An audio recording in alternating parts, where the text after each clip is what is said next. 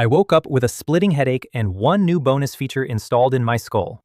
A glowing red timer floating over the head of every single person I looked at. Over the maid pouring my coffee, 3 years, 2 months. Over my driver in the hall, 6 years. Over my personal assistant blowing up my phone from the office, 8 months. I lay there in bed rubbing my temples, blinking at the numbers hovering in the air like the world's ugliest augmented reality ad, and a flat, robotic voice spoke directly inside my head. Unbothered, almost bored. Host has awakened the betrayal countdown system. The timer above each individual displays the exact time remaining until the moment they will betray you. I snorted out loud in the empty bedroom. A betrayal timer. What a garbage system. Who in the world would ever need a thing like that? I had a beautiful wife who adored me, a best friend I'd trust with my life, a company that printed money. Betrayal. Please. Then I walked downstairs, sat at the breakfast table, smiled at my wife of 5 years across the eggs and the orange juice, looked up at her lovely smiling face, and read the number burning over it. 0 hours, 47 minutes. My blood turned to ice water. Let me back up, because if I lead with the ending, you will think I am lying, and I need you to understand exactly how good my life looked from the outside at 7:43 that morning, so you understand exactly how far I had to fall in the next 47 minutes. My name is Ethan Caldwell. I am, or I was that morning, the 31-year-old chairman of the Caldwell Corporation, one of the largest privately held conglomerates in the country, an empire my late father built and left in my hands when I was 26. I was rich in the obscene way that stops feeling like a number and starts feeling like weather. I had a penthouse and a country estate and a garage full of cars I never drove. And I had Genevieve. Genevieve Sinclair Caldwell, my wife of 5 years, the woman I had chased across 2 continents and married against my board's advice, the most beautiful woman at any table she ever sat at, and, I would have sworn on my father's grave that morning, the love of my life. We were, that very morning, 1 hour from the single most important signing of my career. At 9 o'clock at Caldwell Tower, I was scheduled to formally execute the restructuring that would merge a controlling interest of the Caldwell Corporation's core holdings into a new joint venture, a deal I had spent 18 months building alongside my closest partner and my oldest friend from university, Julian Hayes. It was going to double the size of my empire. Genevieve had planned a small celebration for that evening. She had been so excited about it for weeks, and that morning she was radiant, glowing, laughing at something on her phone, buttering my toast the way she always did. And over her beautiful laughing face, the number read 47 minutes. Then, as I stared, 46. Ethan? She was looking at me. Sweetheart, you've gone white as a sheet. Are you all right? Bad dream, I heard myself say. My voice came out steady, which surprised me because inside I was in free fall. Long night. Big day. The biggest, she agreed warmly, and she reached across the table and squeezed my hand, and her hand was soft and familiar, and I had held it 10,000 times. And I looked at the timer over her head. 46 minutes. 45. And I thought, with the specific, insane calm that comes to a man the exact instant his whole world ends, she is going to betray me before 9 o'clock, and the signing is at 9 o'clock, and there is no such thing as a coincidence that clean. Here is the thing you have to understand about me, the thing that saved my life that morning. I did not build the second half of my father's empire by being a nice, trusting man. I let people think I was a nice, trusting man, because a chairman who seems soft is a chairman people underestimate, and an underestimated man is a dangerous one. But under the easy smile, I had a mind like a bear trap, and the instant that number appeared over my wife's face, the trap closed, and the soft, trusting husband went away. And what was left at that breakfast table, smiling gently at his wife over the eggs, was something colder and faster and far more dangerous than Genevieve Sinclair Caldwell had ever once suspected she married. 45 minutes.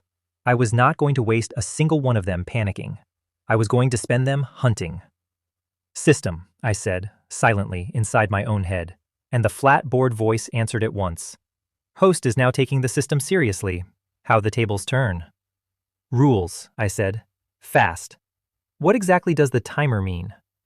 The timer above each individual, the system recited, counts down to the precise moment that individual will commit an act of betrayal against you.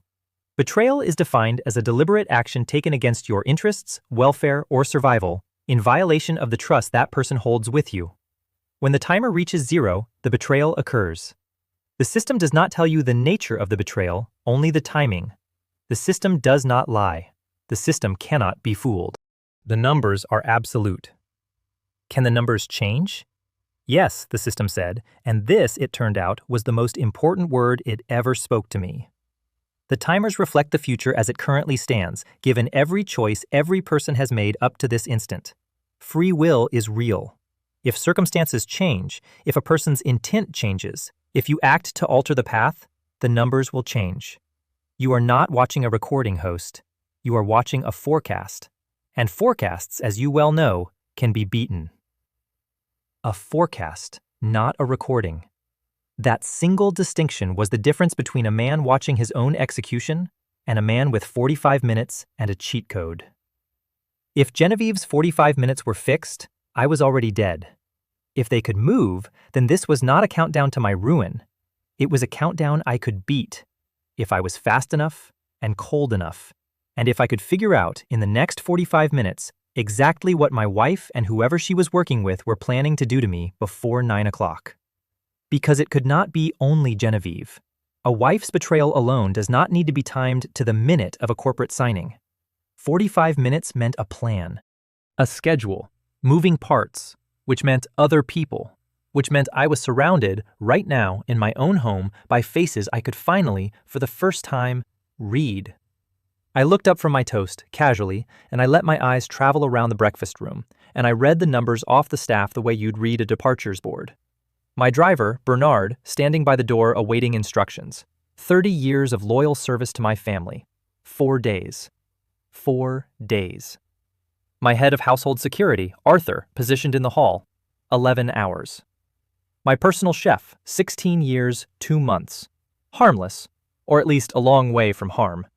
And the young maid clearing the sideboard, the quiet one, Clara, who had been in our household barely a year, whom Genevieve had hired and whom I had honestly never looked at twice. I glanced at the number over her head almost as an afterthought. There was no number over Clara's head. Where every other person in that house wore a burning red countdown, over Clara there was only a single symbol, steady and pale and silver. And it took me a moment to understand what I was looking at, because I had not known the system could display it. It was the sideways figure 8. Infinity. And beneath it, in small, clean letters that did not flicker or count down, a single word. Never. I looked away before anyone could notice me staring, and my heart was slamming against my ribs because the picture was assembling itself now, fast and terrible. My wife, 44 minutes. My 30-year driver, 4 days. My security chief, 11 hours. My best friend and business partner, whom I could not see but whose face I would see at 9 o'clock, was a question mark I did not like the shape of. My entire life, it turned out, was a room full of lit fuses of varying lengths, all of them burning down toward me, and I had been sitting in the middle of it for 5 years, smiling and buttering toast and calling it happiness.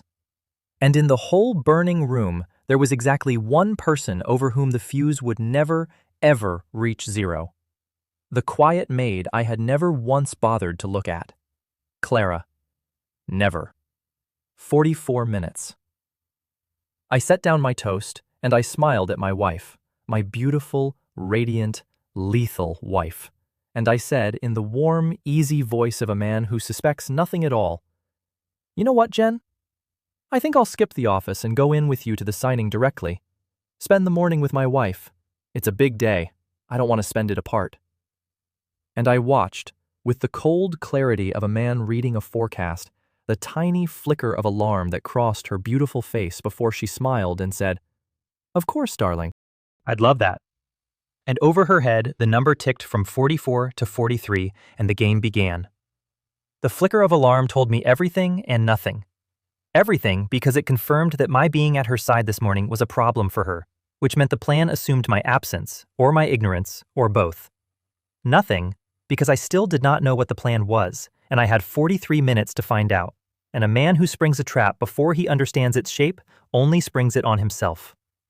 So I played the loving husband, which was easy because I had not been playing for 5 years. I had meant it, and the meaning it was the thing I now had to bury alive in order to survive. "Let me just grab my things," I said, and I kissed the top of her head as I passed, and I felt her lean into it the way she always had. And it took everything I had not to think about the fact that the woman leaning warmly into my kiss had 43 minutes left before she did something to me that the universe itself classified as betrayal. I went upstairs. Alone, out of sight, I dropped the mask and moved fast. "System," I said. "The numbers on the staff. Explain the driver. 4 days. And Arthur, 11 hours. The system tells timing, not intent, host," it said. "But permit an observation. When multiple individuals in a single household carry betrayal timers clustered so tightly, it is rarely coincidence. It is a conspiracy on a schedule. Your wife, 42 minutes. Your security chief, 11 hours. Your driver, 4 days. These are not 3 separate people who happen to be about to betray you. These are 3 roles in one plan, staged in sequence.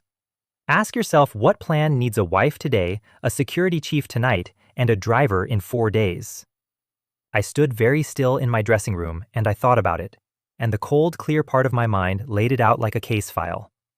A wife who betrays me at 9 this morning at the signing. A security chief who betrays me 11 hours later, tonight, the night of Genevieve's little celebration. A driver who betrays me 4 days from now. Whatever this was, it did not end at 9 o'clock. 9 o'clock was only the opening move. The signing this morning, then something tonight under cover of the celebration, then something 4 days out. This was not an affair discovered and a marriage ended. This was a campaign. Somebody was running an operation against me with a timeline that stretched days into the future, and my wife was the first domino. And I had walked down to breakfast with no idea I was standing on a board that had been set weeks ago. Julian. It had to run through Julian. The signing at 9 was Julian's deal, our deal, the merger of a controlling interest of my empire into a joint venture we would run together. If Genevieve's betrayal was timed to that signing, then Genevieve's betrayal and Julian's deal were the same event, which meant my best friend of 13 years and my wife of 5 were, at minimum, coordinated, and at maximum, a great deal more than coordinated. I thought about how much time Genevieve and Julian had spent together over the last 18 months, planning a celebration, planning a merger, and I felt something in my chest go very quiet and very cold. I needed proof, and I needed it in the next 40 minutes, and I could not simply confront her because a forecast is only beatable if you do not tip your hand before you act. So I did what I do best. I gathered intelligence, and I did it while smiling. I came back downstairs with my briefcase, and I made a show of fussing with my cufflinks, and I said lightly, "Jen, have you seen my phone? I think I left it in the study." I had not. It was in my pocket. But it sent her into the kitchen to look, and it gave me 10 seconds alone with her handbag on the console by the door, and 10 seconds is a long time when you know exactly what you are looking for. I did not take her phone, that would be noticed. I looked at what was sitting loose in the bag, and among the lipstick and the keys, there was a second phone, small, cheap, a burner, the kind of phone a woman who owns a phone worth more than most cars does not carry unless she has conversations she cannot have on the phone she owns. I did not touch it. I simply memorized that it was there, and I filed it. And when she came back from the kitchen saying she couldn't find my phone, I found it in my own jacket and laughed at myself, and she laughed too. And over her head, the number read 38 minutes. 38 minutes, one burner phone. It was building. In the car, I got the next piece, and I got it from a face, because now I could read faces the way other men read weather. Bernard drove. 4 days over his gray, familiar, 30 years loyal head. And in the rearview mirror, as we pulled out of the estate, I watched Bernard's eyes flick, just once, to Genevieve in the seat beside me. And I watched Genevieve give the smallest shake of her head. And I watched Bernard's eyes go back to the road. And it was nothing. It was less than nothing. A man and his employer's wife exchanging a glance in a mirror. And it told me that my driver of 30 years was in it, that he knew, that whatever was coming had been discussed in this car before, and that Genevieve had just told him, silently, not today, not yet, wait. 4 days. Bernard's part came in 4 days, and he had just been reminded to hold. I looked out the window so my face would not betray me the way everyone else in my life was betraying me, and I thought, 37 minutes. Genevieve, Julian, Bernard, Arthur. My wife, my partner, my driver, my head of security. The 4 people closest to the mechanics of my daily life and my daily safety. All of them lit up, all of them on a schedule, and I had spent 5 years handing every one of them the keys to my kingdom because I trusted them, because I loved them, because the soft, trusting chairman had never once looked up and counted the fuses. And then, at a red light, 3 blocks from Caldwell Tower, the last piece I did not expect. My phone buzzed. A text from an unknown number. I opened it onto the edge of my briefcase where Genevieve could not see. It was 4 words. Do not sign anything. And nothing else. No name. I stared at it. Someone was warning me. Someone who knew what was coming at 9 o'clock and did not want it to happen. In a life that had turned out to be a room full of lit fuses, someone, somewhere, was on my side, and I had no idea who. And I had 36 minutes to figure out whether to trust the one anonymous hand reaching out of the dark. And then, unbidden, the memory surfaced. The quiet maid clearing the sideboard, and the silver symbol over her head that did not count down, and the single word beneath it. Never. Clara. The one person in my entire life that the universe had certified would never betray me. Clara, who had been standing at that sideboard this morning, close enough to hear every word. Clara, whom Genevieve had hired, whom I had never once looked at twice, who had a burner phone household's worth of reasons to keep her head down and her mouth shut, and let the chairman walk into whatever was waiting for him at 9 o'clock, and who, I understood with a jolt, would have had every opportunity in the last hour to slip a phone number to a man she wanted to warn. I did not answer the text. Not yet. But I turned it over in my mind as the car glided the last 3 blocks to the tower where my wife and my best friend were about to try to take everything from me, and I thought, 35 minutes, and I made my first real decision of the war. I was not going to walk in there and refuse to sign and blow the whole thing up on the strength of an anonymous text and a symbol only I could see. That would be springing the trap on myself. No, I was going to walk in there smiling. I was going to let them believe the soft, trusting chairman had noticed nothing at all. I was going to let the forecast run, right up to the edge of 0, and I was going to spend every one of my remaining minutes learning the exact shape of their trap, and then, at the last possible instant, with all the pieces in my hand, I was going to reach out and turn their trap inside out, and I was going to do it in front of everyone, and I was going to watch my wife's beautiful face when she realized that the man she had 43 minutes ago been buttering toast for had been 3 moves ahead of her the entire time. The car pulled up to Caldwell Tower. Genevieve put her hand on my knee and smiled at me, luminous, deadly, 34 minutes over her head, and she said, "Ready, darling? Today changes everything." And I smiled back at my wife, and I said, "It really does." And I meant it in a way she was not going to enjoy at all. Julian Hayes was waiting for us in the executive suite on the 40th floor, and the moment I saw him, I read the number over his head, and it stopped me cold for half a step, because I had been braced for minutes, and instead, the timer over my best friend of 13 years read 9 minutes. 9. Not 34 like Genevieve. 9.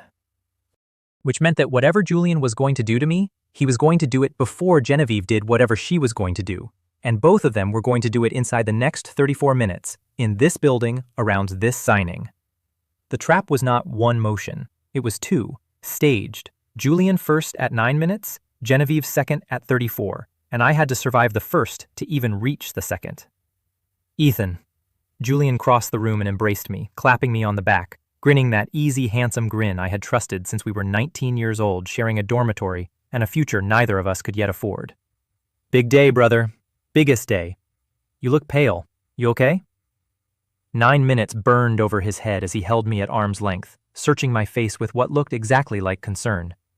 "Didn't sleep," I said, and let him see the tiredness, let him read it as weakness. "Nerves. It's a lot of money moving today."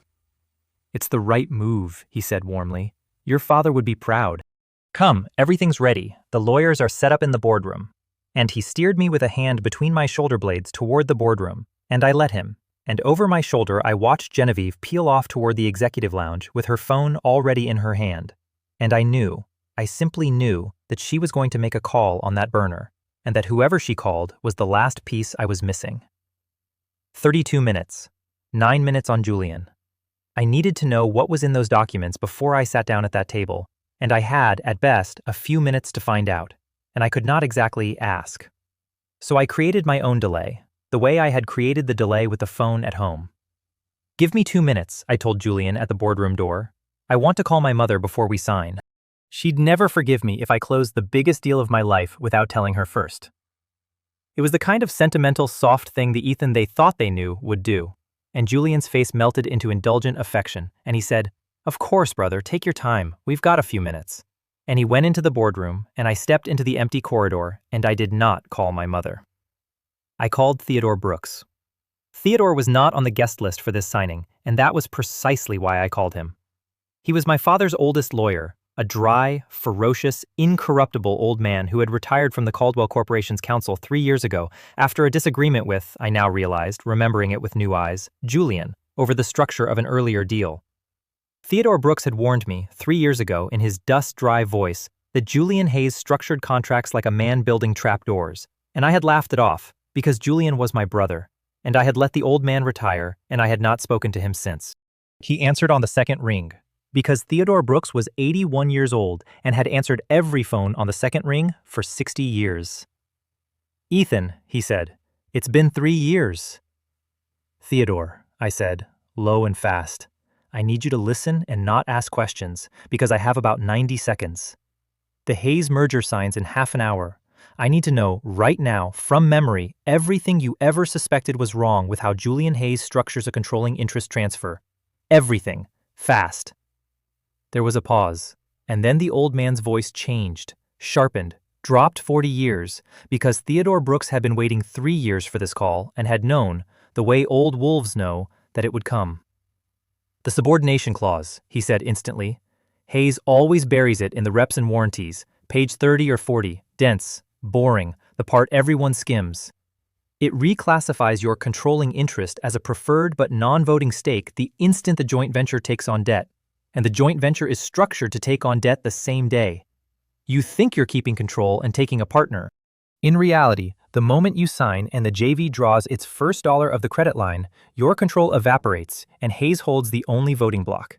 You will have signed your father's company into that man's hands and thanked him for the privilege. I told you this 3 years ago, Ethan. I told you what he was." 30 minutes.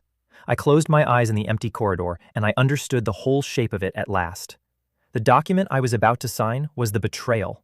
Julian's 9 minutes was the moment I would put my name on a contract that handed him control of everything, dressed up as a partnership. And I would do it smiling, and I would toast it with champagne. And by tonight, when Arthur the security chief's 11-hour timer ran out, the locks on my own company would be his, not mine. And Genevieve? 30 minutes, whatever her part was there to make sure I signed, to keep the soft, trusting husband soft and trusting right up until the pen touched the paper. That was her betrayal. Not an affair, an operation. My wife had spent 5 years being the reason I never looked too closely at my best friend, and this morning she was the hand on my shoulder walking me to the trap door. "Theodore," I said, "I need you here. Caldwell Tower, 40th floor, boardroom, as fast as your driver can break the law getting you here. And I need you to bring a clean set of the original controlling interest terms, the honest version, the one that actually says what I think this deal says. Can you do that in under 30 minutes? I've had that clean version drafted and sitting in my safe for 3 years, Theodore Brooks said, waiting for you to come to your senses. I'll be there in 20. Do not sign anything, Ethan. Stall. You are good at seeming soft. Seem soft for 20 minutes. And he hung up, and I stood in the corridor with the pieces finally, fully in my hands. And I thought, there it is. There is the whole trap. Now I know its shape. Now I can turn it inside out. But knowing the shape of the paper trap did not explain the timing of everything else, and the tactician in me does not leave loose threads. Why stage it around a signing at all, if the subordination clause did the work automatically? Why did Genevieve need a burner phone this morning? Why did Arthur's betrayal come tonight, at the celebration, and Bernard's 4 days later? A rigged contract does not need a security chief and a driver on a schedule. A rigged contract is quiet and legal and clean. The staggered timers meant Julian and Genevieve had a second plan running underneath the first, a contingency, in case the paper trap failed. in case the soft, trusting chairman turned out to be less soft than they'd bet. And I had, 20 seconds ago, on the phone in this corridor, just become exactly the thing their contingency existed for. A chairman who had noticed. Which meant that the instant I refused to sign their document, I was going to trip their second plan, the one with the security chief and the driver and God knew what else. And I did not yet know what that plan was, and it might well be the kind of plan a man does not walk away from. 29 minutes. I had solved the trap on the table and walked straight into a worse question. And that was the moment my phone buzzed again, the same unknown number as in the car, and this time the message was longer. They are not only taking the company. Do not drink anything Julian gives you at the signing. Do not get in the car with Bernard tonight. She told Julian you noticed something at breakfast. They moved the second plan up. You do not have 30 minutes anymore. You have 9. 9. The exact number burning over Julian Hayes's head. I stared at the message, and my blood went cold, because whoever was texting me could see, somehow, what only I was supposed to be able to see, or knew the plan so intimately they did not need to. And I thought of the one person in my entire life over whom the timer read, never. The one person the universe swore would not betray me, the quiet maid I had never looked at twice, and I typed back, with fingers that were, for the first time all morning, not quite steady, 4 words of my own. Who are you, Clara? The reply came fast, 3 words. Not on the phone. Survive the room. I'm close. And then, a beat later, one more line that told me she was watching me somehow, right now. He's pouring the champagne. It's in your glass, not his. The left one. I put the phone away. 9 minutes on Julian, and the mysterious hand in the dark had just told me that the first move of Julian's 9 minutes was a glass of champagne meant only for me, and that I was not supposed to walk out of that boardroom on my own feet. The paper trap took the company. The champagne took the man, so that even if the paper failed, there would be a tragic collapse at his own triumphant signing, a chairman's weak heart giving out from the stress and the excitement, a grieving widow, a grieving best friend stepping in to steady the ship, and no one ever the wiser. 2 traps, one over the other, and I had 9 minutes and an 81-year-old lawyer breaking traffic laws somewhere across the city. I walked into the boardroom smiling. It was all staged for a triumph. The long table, the lawyers, 2 of Julian's people, and, I noted, none of mine, because the soft, trusting chairman had let Julian handle the legal side, brother. Don't waste your time on paperwork. The documents in a neat leather folder at the head of the table. Genevieve arrived now from her phone call, glowing, seated to one side. And on the credenza, 2 flutes of champagne, poured and waiting, and Julian picking them up, one in each hand, crossing the room, offering me the left one with that warm brotherly grin. To your father, Julian said. To the Caldwell legacy. To the biggest day of our lives, brother. I took the glass. I had to take it. Refusing it would tip everything. I took the left glass, the one meant for me, and I raised it. And I looked at my best friend of 13 years over the rim of it. 9 minutes, now 8 over his head. And I said warmly, to my father. He always told me the measure of a man is who he trusts. And I brought the glass to my lips, and I watched Julian's eyes, and I saw it. The tiny flicker, the held breath, the animal stillness of a man watching a thing he has done a great deal to arrange finally happen. And I did not drink. I did the oldest trick there is. At the last instant, I turned, expansive, sentimental, the emotional, soft chairman on the biggest day of his life, and I said, no, wait, this isn't right. We can't toast the deal before it's signed. It's bad luck. My father was superstitious about it. And I set the glass down, untouched, on the table, and I clapped Julian on the shoulder, and I saw the flicker of frustration cross his face before he smoothed it into a laugh, and I thought, 7 minutes, and I have just cost you your clean version, brother. Now you only have the messy one left, and messy takes time, and time is the one thing I am about to have, and you are about to run out of. Let's sign first, I said cheerfully, sitting down at the head of the table, pulling the leather folder toward me. And then we toast properly, with the whole board, downstairs, the way my father would have wanted. And I opened the folder, and I made a show of reading, slowly, sentimentally, a man savoring the biggest signature of his life, and I turned pages one at a time, and I let 7 minutes begin to bleed away, because every second I sat here pretending to read was a second closer to an 81-year-old wolf walking through that door. "Ethan," Genevieve's voice, gentle, from the side. "Darling, you don't need to read all of it. The lawyers have been over it 100 times. Julian wouldn't let anything through that wasn't perfect for us." "Us." She said us. And she rose, and she came to stand behind my chair, and she put her soft, familiar hands on my shoulders, and she began, lightly, to rub the tension from them. The loving wife soothing her nervous husband. And it was the most tender and the most monstrous thing anyone has ever done to me, because I understood that her hands on my shoulders were there to keep me in the chair, to keep me soft, to walk me the last 3 feet to the trapdoor with a caress, and that this exact motion, her hands on my shoulders, was the physical shape of her betrayal, 30 minutes ago and now 6 minutes and counting. "You're right," I said, leaning back into her hands, letting her believe it was working.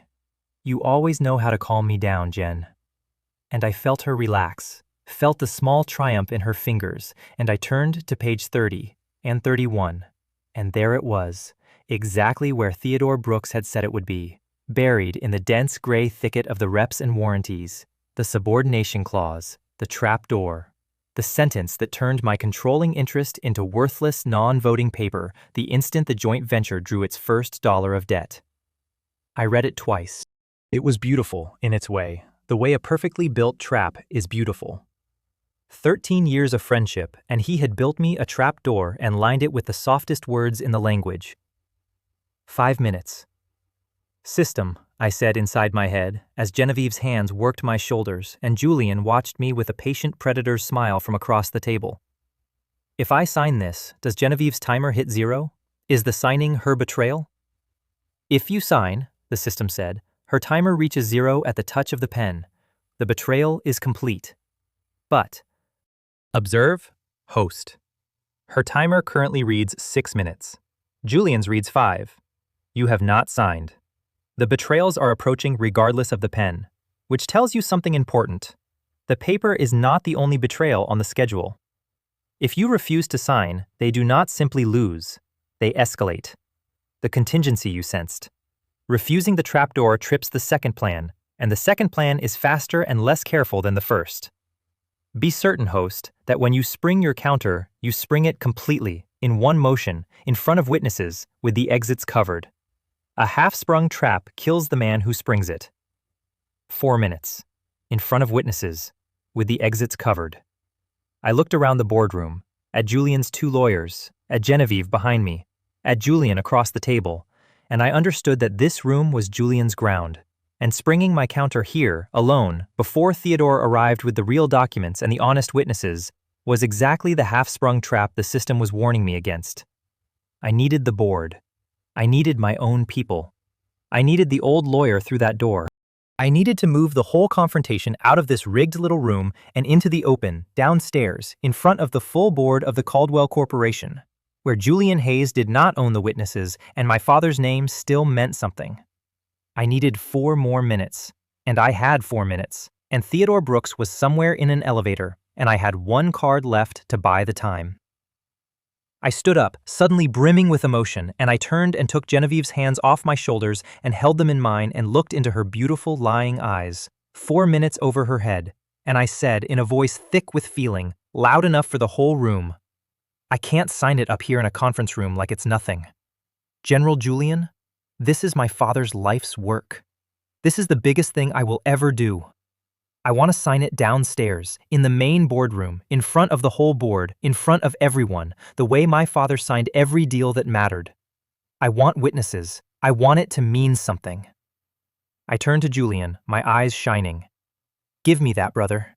Give me my father's boardroom. Let's go downstairs and do this right, in front of everyone, together." And I watched Julian Hayes' face, and I watched him calculate. He did not want witnesses. His whole plan lived in the quiet.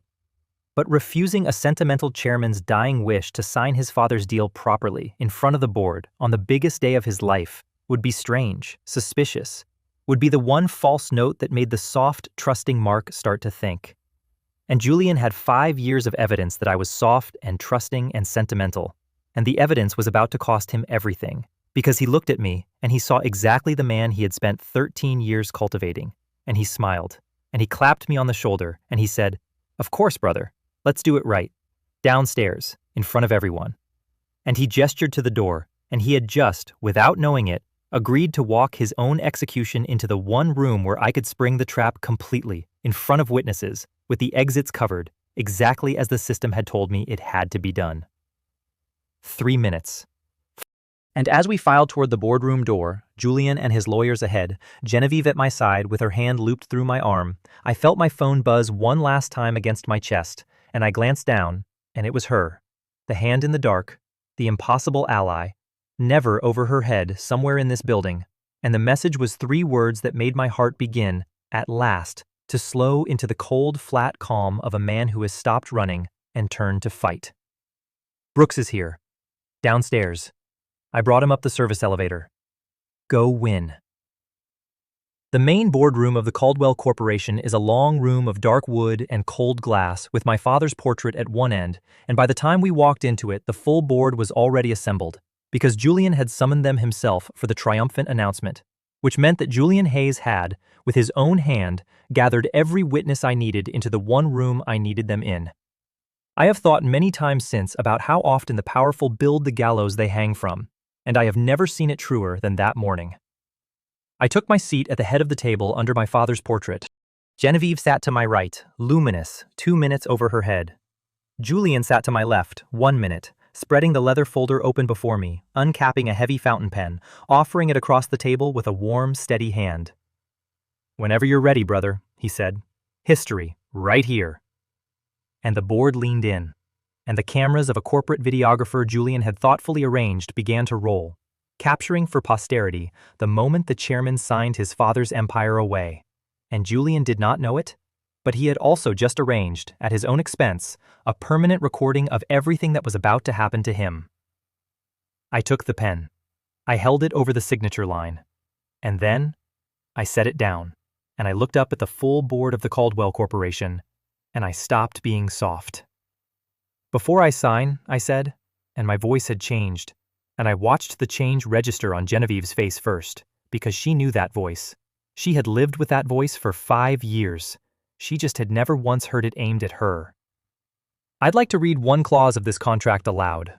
For the board, for the record, for history, as Julian says." I turned to page 30.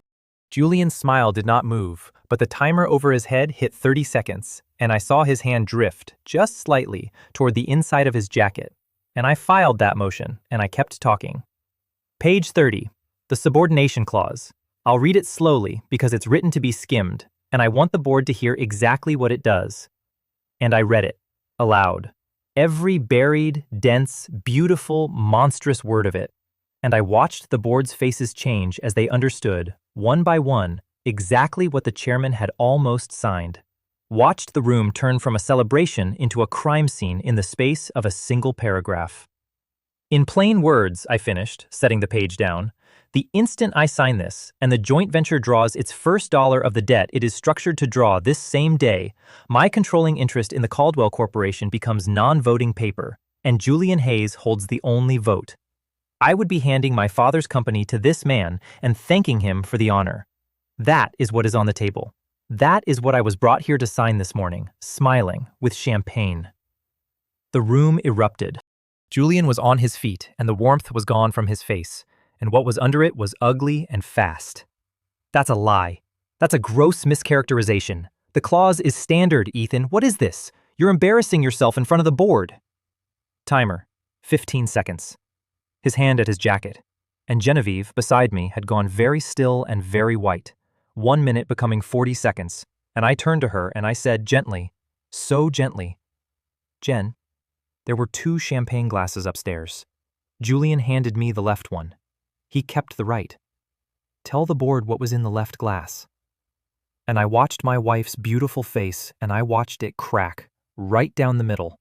The mask I had lived behind for 5 years splitting open because she could not answer, and her silence was the loudest thing in the room. That was the instant Julian's timer hit 0, and Julian did the thing a cornered predator does.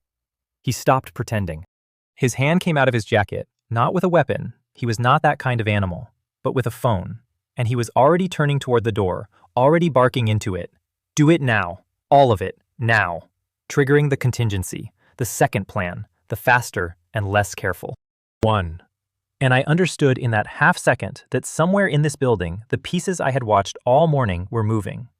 Arthur, the security chief, 11 hours early because they had moved it up, and whatever was supposed to happen to me tonight was about to try to happen right now. But the system had told me, spring it completely in one motion in front of witnesses with the exits covered. And I had covered the exits because I had made one phone call in a corridor, and Theodore Brooks does not arrive anywhere alone. The boardroom doors opened, and Julian's contingency did not come through them. Theodore Brooks did, 81 years old and moving like a much younger and much angrier man, with a clean folder of documents under one arm, and behind him, not Julian's people, mine. The corporate security I had quietly kept loyal to the Caldwell name over the head of a security chief who had sold himself. And behind them, 2 officers whom Theodore, in his 20-minute drive, had thought to bring, because an 81-year-old wolf who has been waiting 3 years does not walk into a trap without teeth. Julian's contingency, whatever it was, met a covered exit and died in the doorway. His people intercepted before they reached the room. Arthur taken quietly in a stairwell, the whole fast, careless second plan collapsing because the man it was aimed at had known it was coming and had, with one phone call, filled the building with the wrong kind of witnesses for a murder and the right kind for a reckoning.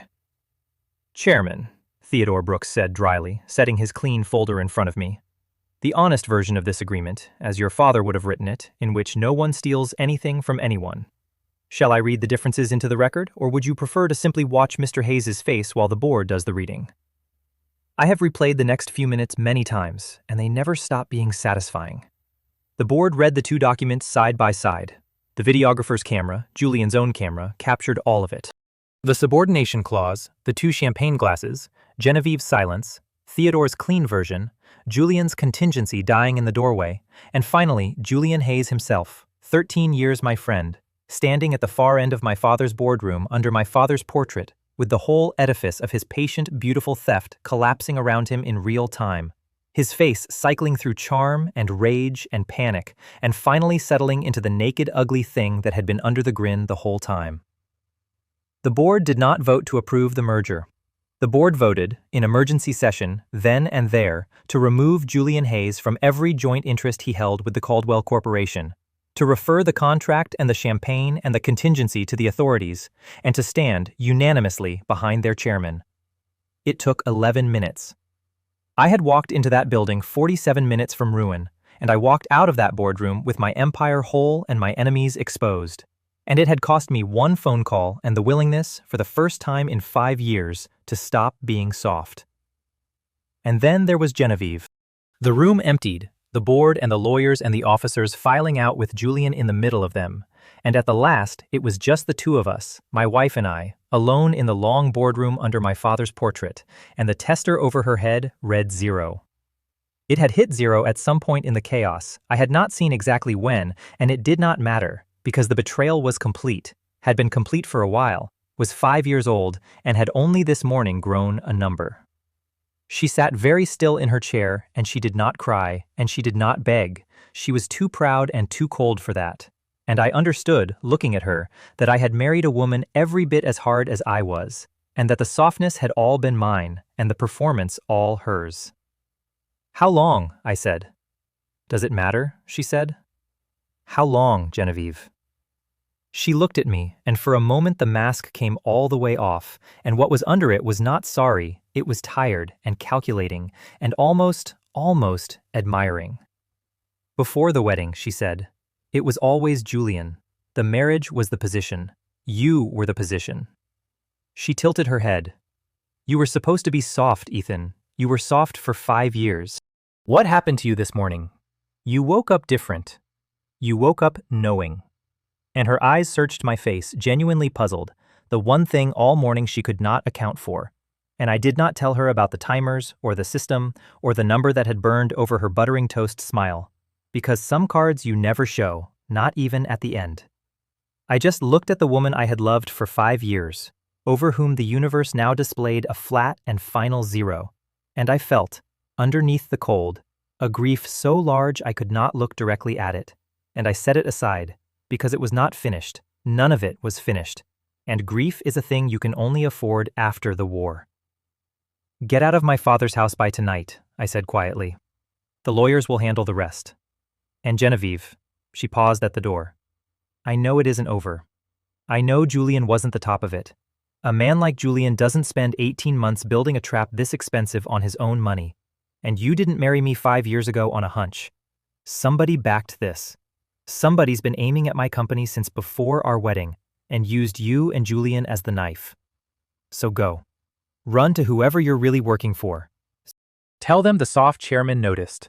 Tell them he's not soft anymore." I looked at the zero over her head. "And tell them I can see them coming now. All of them. Every one." She left, and I sat alone in the boardroom under my father's portrait, victorious and hollow, and I thought about the numbers still burning over the heads of everyone in my life. My driver, 4 days, and God knew how many faces I hadn't looked at yet. And I understood that I had survived 47 minutes only to walk into a war that stretched out past the horizon, and that I was going to have to fight it one timer at a time. And then I thought of the one face in the whole world over which there was no number, only that steady silver never. And I stood up, and I went to find her, because it was time, at last, to look at the maid I had never once looked at, and to ask her who she really was, and why, in a life that had turned out to be nothing but lit fuses, she was the only person who would never, ever betray me. I sat alone in that boardroom for a long time after everyone had gone, under my father's portrait, in the wreckage of a morning that had started with buttered toast and a number over a smiling face. 47 minutes. That was all it had taken for the whole architecture of my life to come down. I had woken up a soft, adored, comfortable man, and by lunch I was a divorced, betrayed, hunted one. And the strange thing, the thing I kept turning over in the silence, was that I did not feel destroyed. I felt awake. For 5 years I had been asleep inside a beautiful lie, and the timers had done nothing except turn the lights on. And now that the lights were on, I could see, for the first time, the actual shape of my life. And the actual shape of it was a war. And I found, to my own surprise, that I was better suited to a war than I had ever been to the comfortable sleep. I looked up at my father's portrait, at the hard, kind, knowing face I had spent 5 years trying and failing to live up to, and I understood him better in that hour than I had in all the years since his death. My father had not been soft. That was the thing I had gotten wrong my whole life.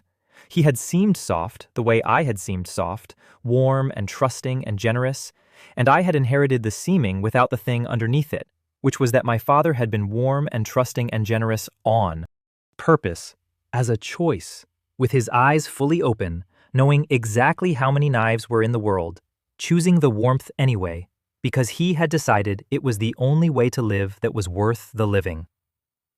I had been warm because I was blind. He had been warm because he was brave.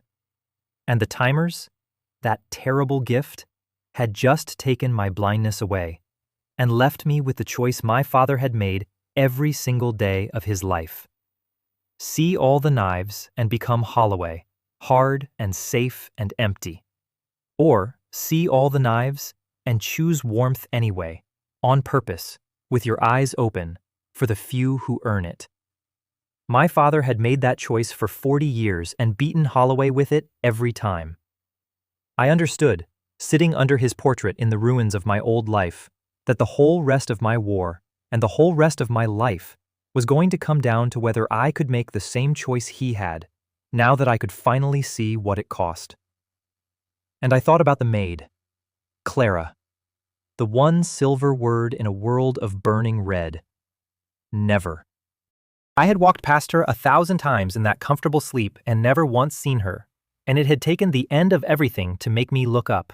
And when I had looked up, there she was, the answer to the exact question my father's portrait was asking me.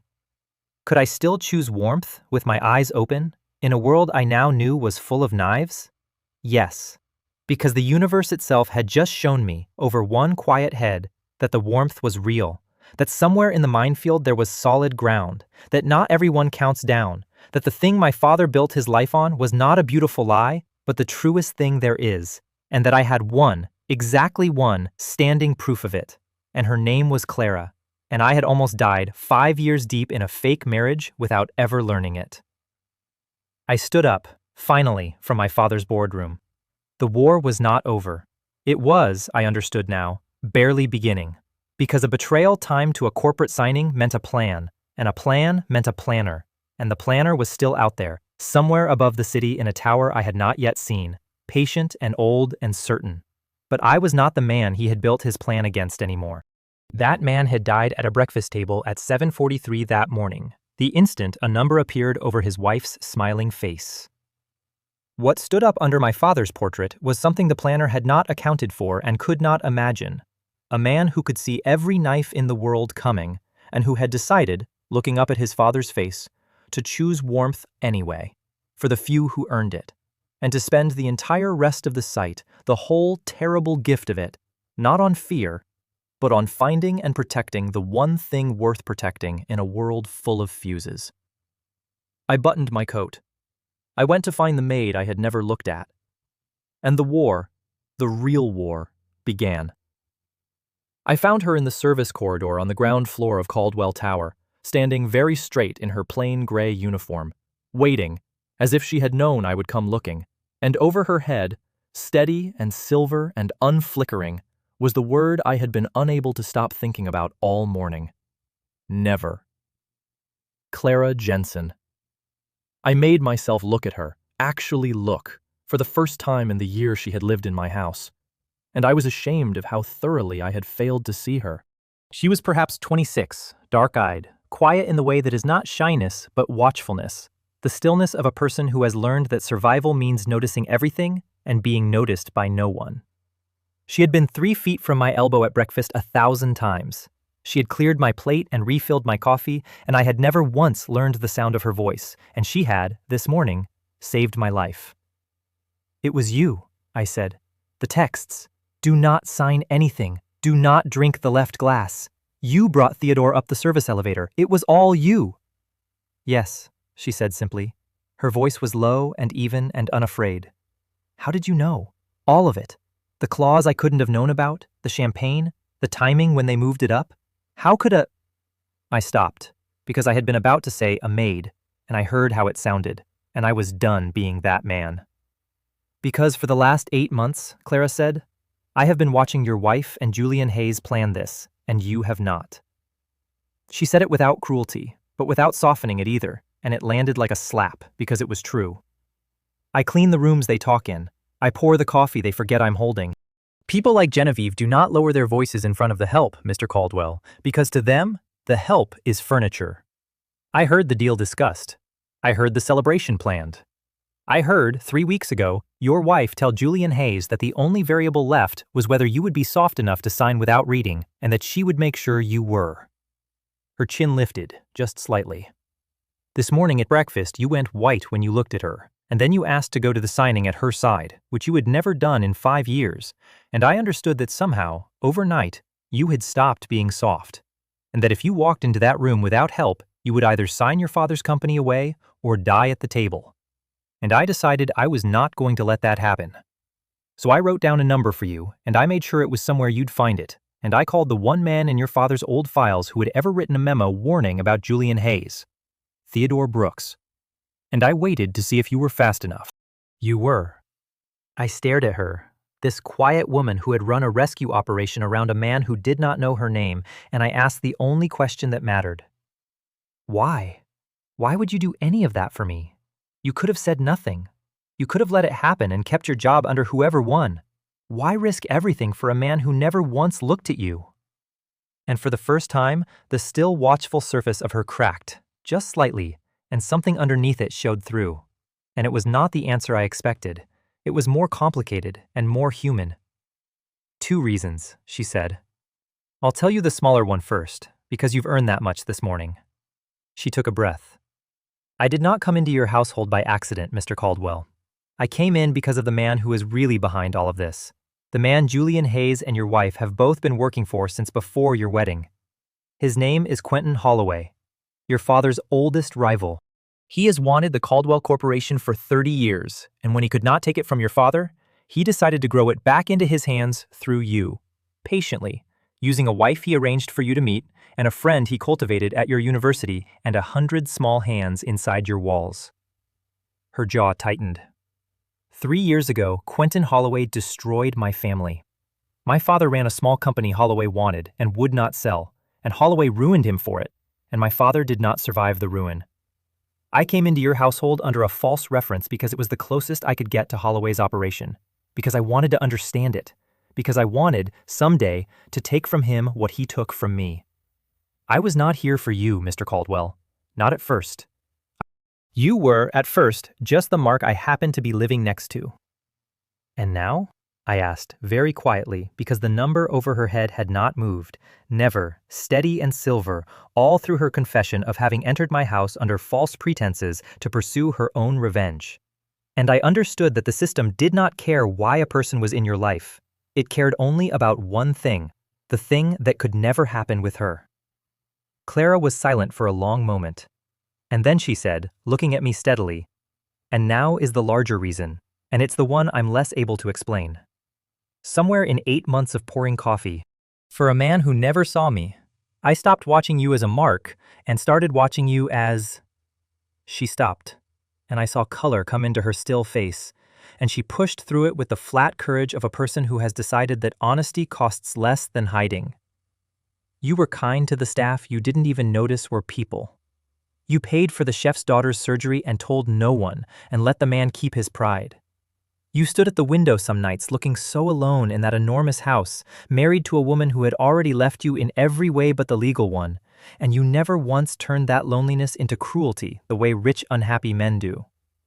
I watched you be a good man to a world that was lying to your face, and I could not, in the end, stand in your kitchen and let them kill you. That is the larger reason. I am not proud of how I entered your life. But I would burn Holloway's whole empire before I let it take you, and I would have done it this morning whether you ever learned my name or not. I looked at her, and I looked at the silver word over her head, never, and I finally understood what the system had been telling me since breakfast, the thing that made her the single most valuable person in my entire collapsing world. Everyone I had trusted had been a forecast counting down to betrayal. Genevieve, 0. Julian, 0. My driver, 4 days. My security chief, taken in a stairwell. A whole life of lit fuses. And here, in a service corridor, in a plain gray uniform, was a woman who had entered my life for the worst of reasons and stayed for the best of them, who had every motive to let me die and had instead spent her one chance at revenge saving me. And over her head, the universe had written the only word that meant anything at all in a world I could no longer trust. Never. Not because she owed me, not because she was safe or simple or without her own agenda, but because whatever else Clara Jensen was, whatever she had come for and whatever she wanted, she was, at the bottom of her, exactly what she appeared to be in the one way that counted. She would never betray me. Of every soul in my life, she was the only one, and I had spent a year not learning her name. Clara, I said, and it was the first time I had ever said it, and I saw her register that too. Quentin Holloway took your father. He tried, this morning, to take my father's company and my life. I think you and I want the same thing. I held out my hand, the chairman of the Caldwell Corporation offering his hand to the maid, and I meant it as the first honest handshake I had made in 5 years. I can see them coming now, all of them. It's a long story and I'll tell you all of it, but I can see, now, exactly who in my life is a fuse and how long each one has left to burn. I know it sounds insane. You're the only person I can prove it to, because you're the only one in my whole life the number doesn't apply to. Help me. Help me take Quentin Holloway apart, brick by brick, the way he took your father and tried to take me. And when it's done, when there's nothing left of him, we'll have taken it back for both of us. I looked at her steadily. I've spent 5 years being lied to by everyone I trusted. I would very much like to spend the rest of it trusting the one person who never lied to me at all. She looked at my outstretched hand for a long moment. And then Clara Jensen, who had come into my house to watch a man burn and had stayed to pull him out of the fire, took it. Never, said the silver word over her head, steady as a heartbeat. And for the first time since I had opened my eyes that morning to a world full of countdowns, I did not feel like a man surrounded by lit fuses. I felt like a man who had found, in the middle of the minefield, 1 square inch of solid ground. And from solid ground, I have learned, a patient man can move the world. That night, for the first time in 5 years, I slept alone in my father's house and did not feel lonely, because loneliness had turned out to be the wrong word for what I had been feeling. What I had been feeling was surrounded, and now, at last, I could see exactly by whom. And a man who can see the knives is not lonely. He is armed. I did not sleep much because I was learning my weapon. I spent the night walking through the estate, room by room, looking at every face on the staff, memorizing every number, building a map. And I want to explain to you what I understood that night because it changed the shape of the whole war. The betrayal countdown system was not a shield. A shield only tells you when to flinch. What I held was infinitely better than a shield because the system had told me the numbers could move, that I was watching a forecast and not a recording. And a forecast is not a warning. A forecast is a lever. If I could see the exact minute a person would turn against me, then I could see the plan they were part of before they knew I saw it, and I could get to the plan first, and I could either dismantle it or, better, leave it standing and quietly turn it around so that it pointed back the way it came.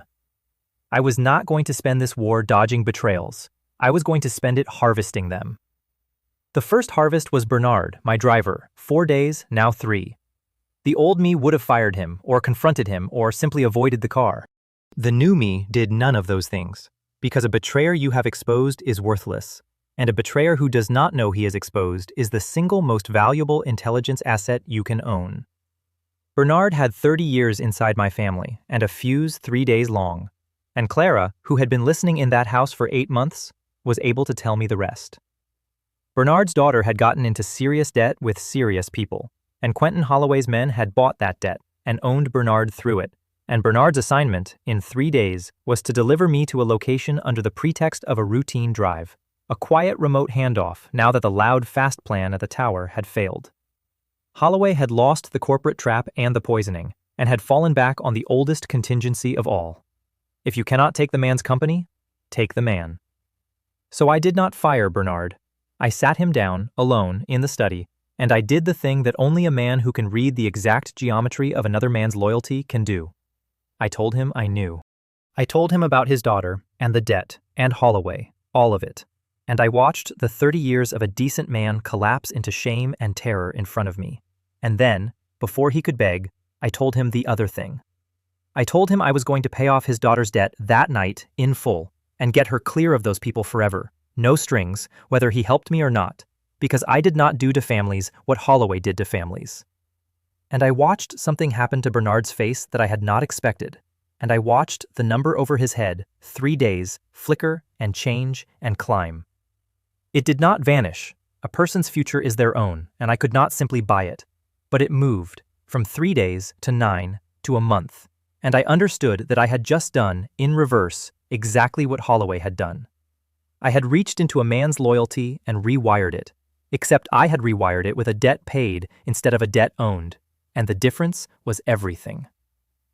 You're going to make the drive in 3 days, I told Bernard quietly. You're going to take me exactly where Holloway's men told you to take me. You're going to do everything they asked, on schedule, so that Holloway believes his plan is working and does not build a new one. The only difference is that when we arrive, it will not be me in the car they think it is, and it will not be Holloway's men who leave that meeting able to report back. You are going to help me walk into their contingency and close it around them. And when it's done, you're going to go home to a daughter who is free, and you're going to keep driving for this family for another 30 years, and we are never going to speak of this again. Bernard wept, the way a proud old man weeps, silently, furious at himself. And he agreed, and I had turned my first fuse into a firing pin, and it would not be the last. That is how I fought the whole first phase of the war. I did not run from the betrayals the system showed me. I turned each one into a door back into Holloway's operation. My compromised head of security, taken in the stairwell at the tower, I let Holloway's people believe was still in place, feeding them, through Clara's careful hands, Exactly the picture of my movements I wanted Holloway to have. Two board members whose timers lit up when I looked at them across the emergency session. Men I had trusted for years. I did not remove. I kept them close, and I fed them false plans, and I watched, over the following weeks, as those false plans traveled straight to Quentin Holloway and came back at me in the shape of countermoves. And every countermove told me more about Holloway's operation than a year of investigation could have. Because a man's response to a lie tells you the exact shape of the truth he is defending. Clara and I worked in the evenings in my father's study, two people who had spent their whole lives being underestimated, building a map of an empire out of fuses and whispers. She knew the human texture of Holloway's operation from 8 months inside it, the names, the routines, the small resentments among Holloway's people that no financial statement would ever show. I knew, now, the exact timing of every betrayal aimed at me, which meant I could see Holloway's schedule before Holloway executed it. Between her ears and my eyes, we could see the whole board, and slowly, night by night, a plan took shape that was not about surviving Quentin Holloway. It was about ending him. Because here is what the system gave me that Holloway, for all his patience and his 30 years, did not have and could not buy. Holloway had built his empire on betrayal, on owning people through their debts and their fears and their weaknesses, on planting hands inside other men's houses. It was, in a sense, the only thing he truly understood: the purchased disloyalty of frightened people. And a man whose entire power rests on betrayal is uniquely, catastrophically vulnerable to a man who can see betrayal coming from a mile away. Because everyone Quentin Holloway owned, every frightened, bought hand in his own house, was a fuse. And the day I got close enough to look at Holloway's own people, I was going to be able to read the exact minute each of them would turn against him too. Holloway had spent 30 years building a machine that ran on betrayal, and I had woken up one morning able to see betrayal glowing over every human head in the world.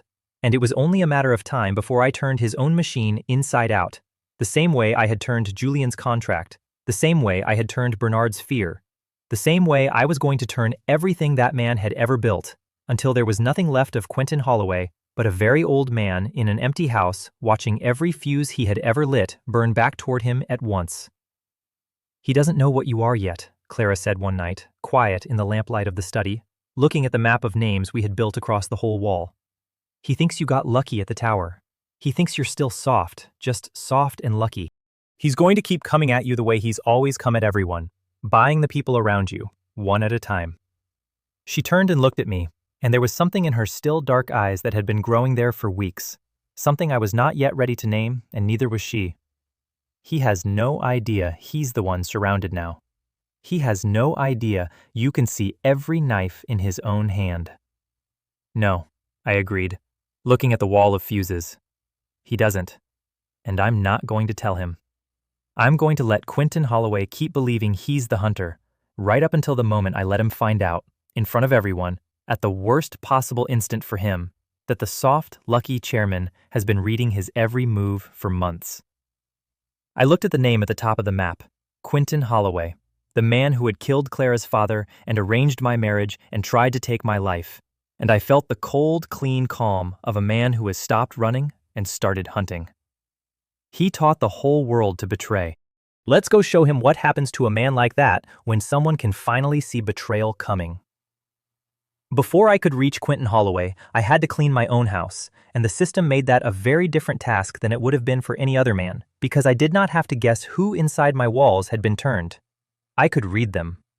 The worst of them was my father's brother, my uncle, Robert Caldwell, who had sat on the Caldwell Corporation's board since before I was born, who had stood beside me at my father's funeral with his hand on my shoulder telling me I would never walk alone, who had voted 3 weeks ago in the emergency session that saved me from Julian, with what I had taken for loyal fury. I had looked at Robert across that session and seen a number over his head, and I had told myself it was small, a distant thing, a resentment that would never ripen, and I had let myself believe it because he was my father's blood, and I did not want it to be true. It was true. When Quentin Holloway's coordinated pressure began, and I watched, through the board members I had chosen not to remove, exactly where my false plans traveled, one of the roads led straight to my Uncle Robert, and from Robert, straight to the Black Glass Tower. And I understood that the man who had promised me at my father's grave that I would never walk alone had been walking me, patiently, toward the cliff for years. I want to tell you how I handled Robert, because it is the moment I decided what kind of man the war was going to make me, and it was a near thing. The old Ethan, the soft one, would never have believed it. The new Ethan, the one who had learned in a single morning that everyone counts down, wanted to destroy him, publicly, completely, to make an example of the uncle who had betrayed his father's son. And I could have. I had the proof, the roads my false plans had traveled, the timing, all of it. But Clara stopped me, the way she stopped me from the worst of myself all through that war. "If you destroy him in a rage," she said, quietly in the study, "you'll feel like Holloway for the rest of your life, and you'll have taught the whole board that the chairman destroys people who cross him, which is exactly the fear Holloway runs his empire on. Don't beat Holloway by becoming him. Beat him by being the thing he can't understand. Give your uncle a door. Not because he deserves it, because of who you want to be on the other side of this."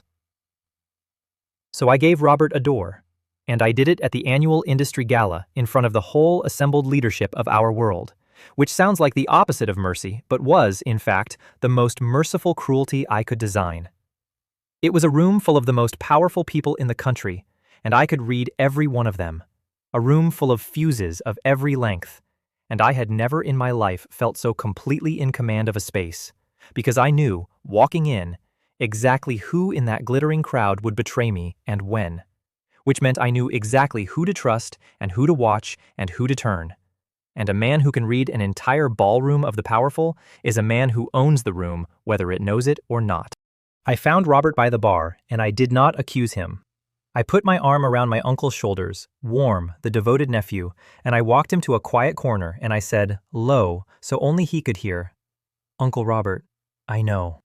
I know about the roads my plans have been traveling. I know where they go. I've known for 2 weeks." And I watched 30 years of a man's certainty collapse into gray terror, and before he could deny it or beg, I kept going, gently, the way I had learned to close a door and open one in the same motion. "Here's what's going to happen, and it's the only offer you get, and it expires when I walk away from this corner. You're going to resign from the board tomorrow, quietly, citing your age, with your dignity and your name intact. You're going to tell Quentin Holloway that I still trust you completely, and you're going to keep feeding him whatever I tell you to feed him for the rest of this war.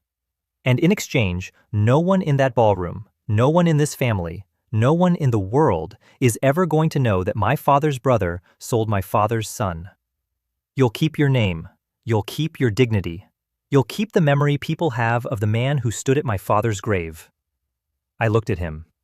"That's more than you gave me, Uncle. It's more than you deserve.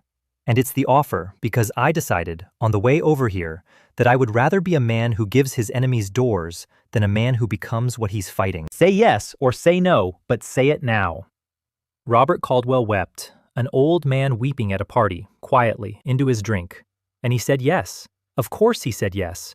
And I watched the number over his head, the fuse counting down to his next betrayal, flicker and change and climb. Not to never. A man like Robert could never reach never. But far enough, long enough, that I knew I had bought his usefulness and his silence and, strangest of all, something that looked almost like his loyalty. The desperate loyalty of a man who has been caught by someone who chose not to destroy him. He became, from that night, one of the most useful conduits I had into Holloway's operation, precisely because Holloway never once suspected that the resentful uncle had been turned. Because from Holloway's side, nothing had changed. Robert was still on the inside, still bitter, still feeding him information, except that now every drop of it came through me first. And I did one more thing at that gala, and it is the thing I want you to understand, because it is the whole difference between me and the man I was fighting. Late in the evening, a young executive from a rival firm, a man I had never met, approached me at the bar, all charm and ambition, and offered, in the oiled language of these things, a partnership, an alliance, a mutually beneficial arrangement, and over his head burned a number so short it made me smile. 3 weeks. A man who was pitching me a partnership he had already, in his heart, decided to betray.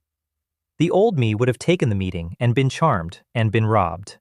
The Holloway in me wanted to expose him, humiliate him, make an example. Instead, I did the third thing. The thing I was learning was the only sustainable way to live with the sight.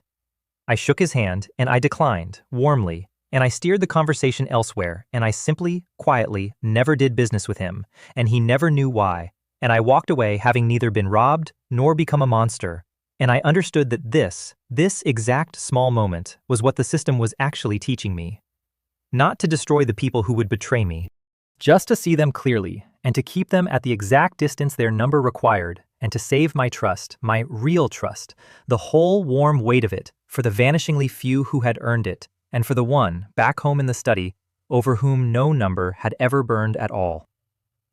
I should tell you about Quentin Holloway now, the way I came to understand him, because a man is only as interesting as his enemy, and mine was the most dangerous kind of enemy there is. Patient, brilliant, and entirely without a floor.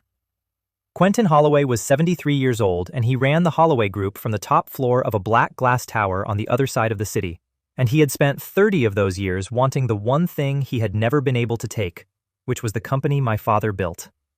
He and my father had started at the same time, in the same industry, two hungry young men, and my father had beaten him, cleanly, again and again, for 40 years, not because my father was more ruthless, but because my father was more trusted. And trust, it turned out, was the one commodity Quentin Holloway could never manufacture and could never buy, and could therefore never forgive. He had watched my father win the loyalty Holloway could only rent, and it had curdled in him into a lifelong project. And when my father died and left the company to a 26-year-old son the whole world thought was soft, Quentin Holloway had smiled for the first time in years, and he had begun, patiently, to build. He had arranged Genevieve. Not crudely. Nothing Holloway did was crude.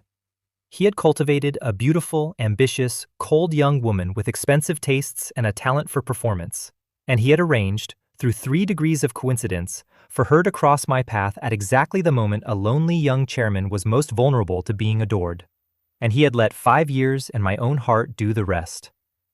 He had cultivated Julian, too, years earlier, at my own university, a charming, ambitious friend for a rich, lonely young man, a friendship that felt like the realest thing in my life and had been, from the first shared beer, an asset on Quentin Holloway's balance sheet. He had planted hands throughout my household and my board, buying frightened people through their debts and their weaknesses the way he had bought Bernard through his daughter, and he had waited, patient as a glacier, for the day all the small betrayals could be pulled tight at once into a single knot that would deliver him, at last, the company that had been the one wound of his life. And on the morning of the signing, that day, all of it had been ready, and all of it had failed, because a soft chairman had woken up with a headache and a system he could not begin to imagine. I have thought a great deal about that morning from Holloway's side. He got the call from Julian around 10, Julian panicking, the board turned, the police involved. The whole 18-month operation collapsed in 11 minutes, and by every account, Quentin Holloway did not shout, did not throw anything, did not even change expression. He simply sat in his black glass tower and absorbed it, the way a very old and very patient predator absorbs a hunt gone wrong. And then he said, to his people, one sentence that Clara's contact inside his operation reported back to us weeks later, and it told me everything about the man I was fighting. He said, "The boy got lucky, or the boy got clever. If he got lucky, he'll relax, and I'll take him next quarter. If he got clever, he'll come for me, and then I'll finally have an opponent worth the trouble. Either way, we find out soon. Keep the pressure light. Let him think he won." That was Quentin Holloway, a man so certain of his own patience that a catastrophic defeat registered only as new information.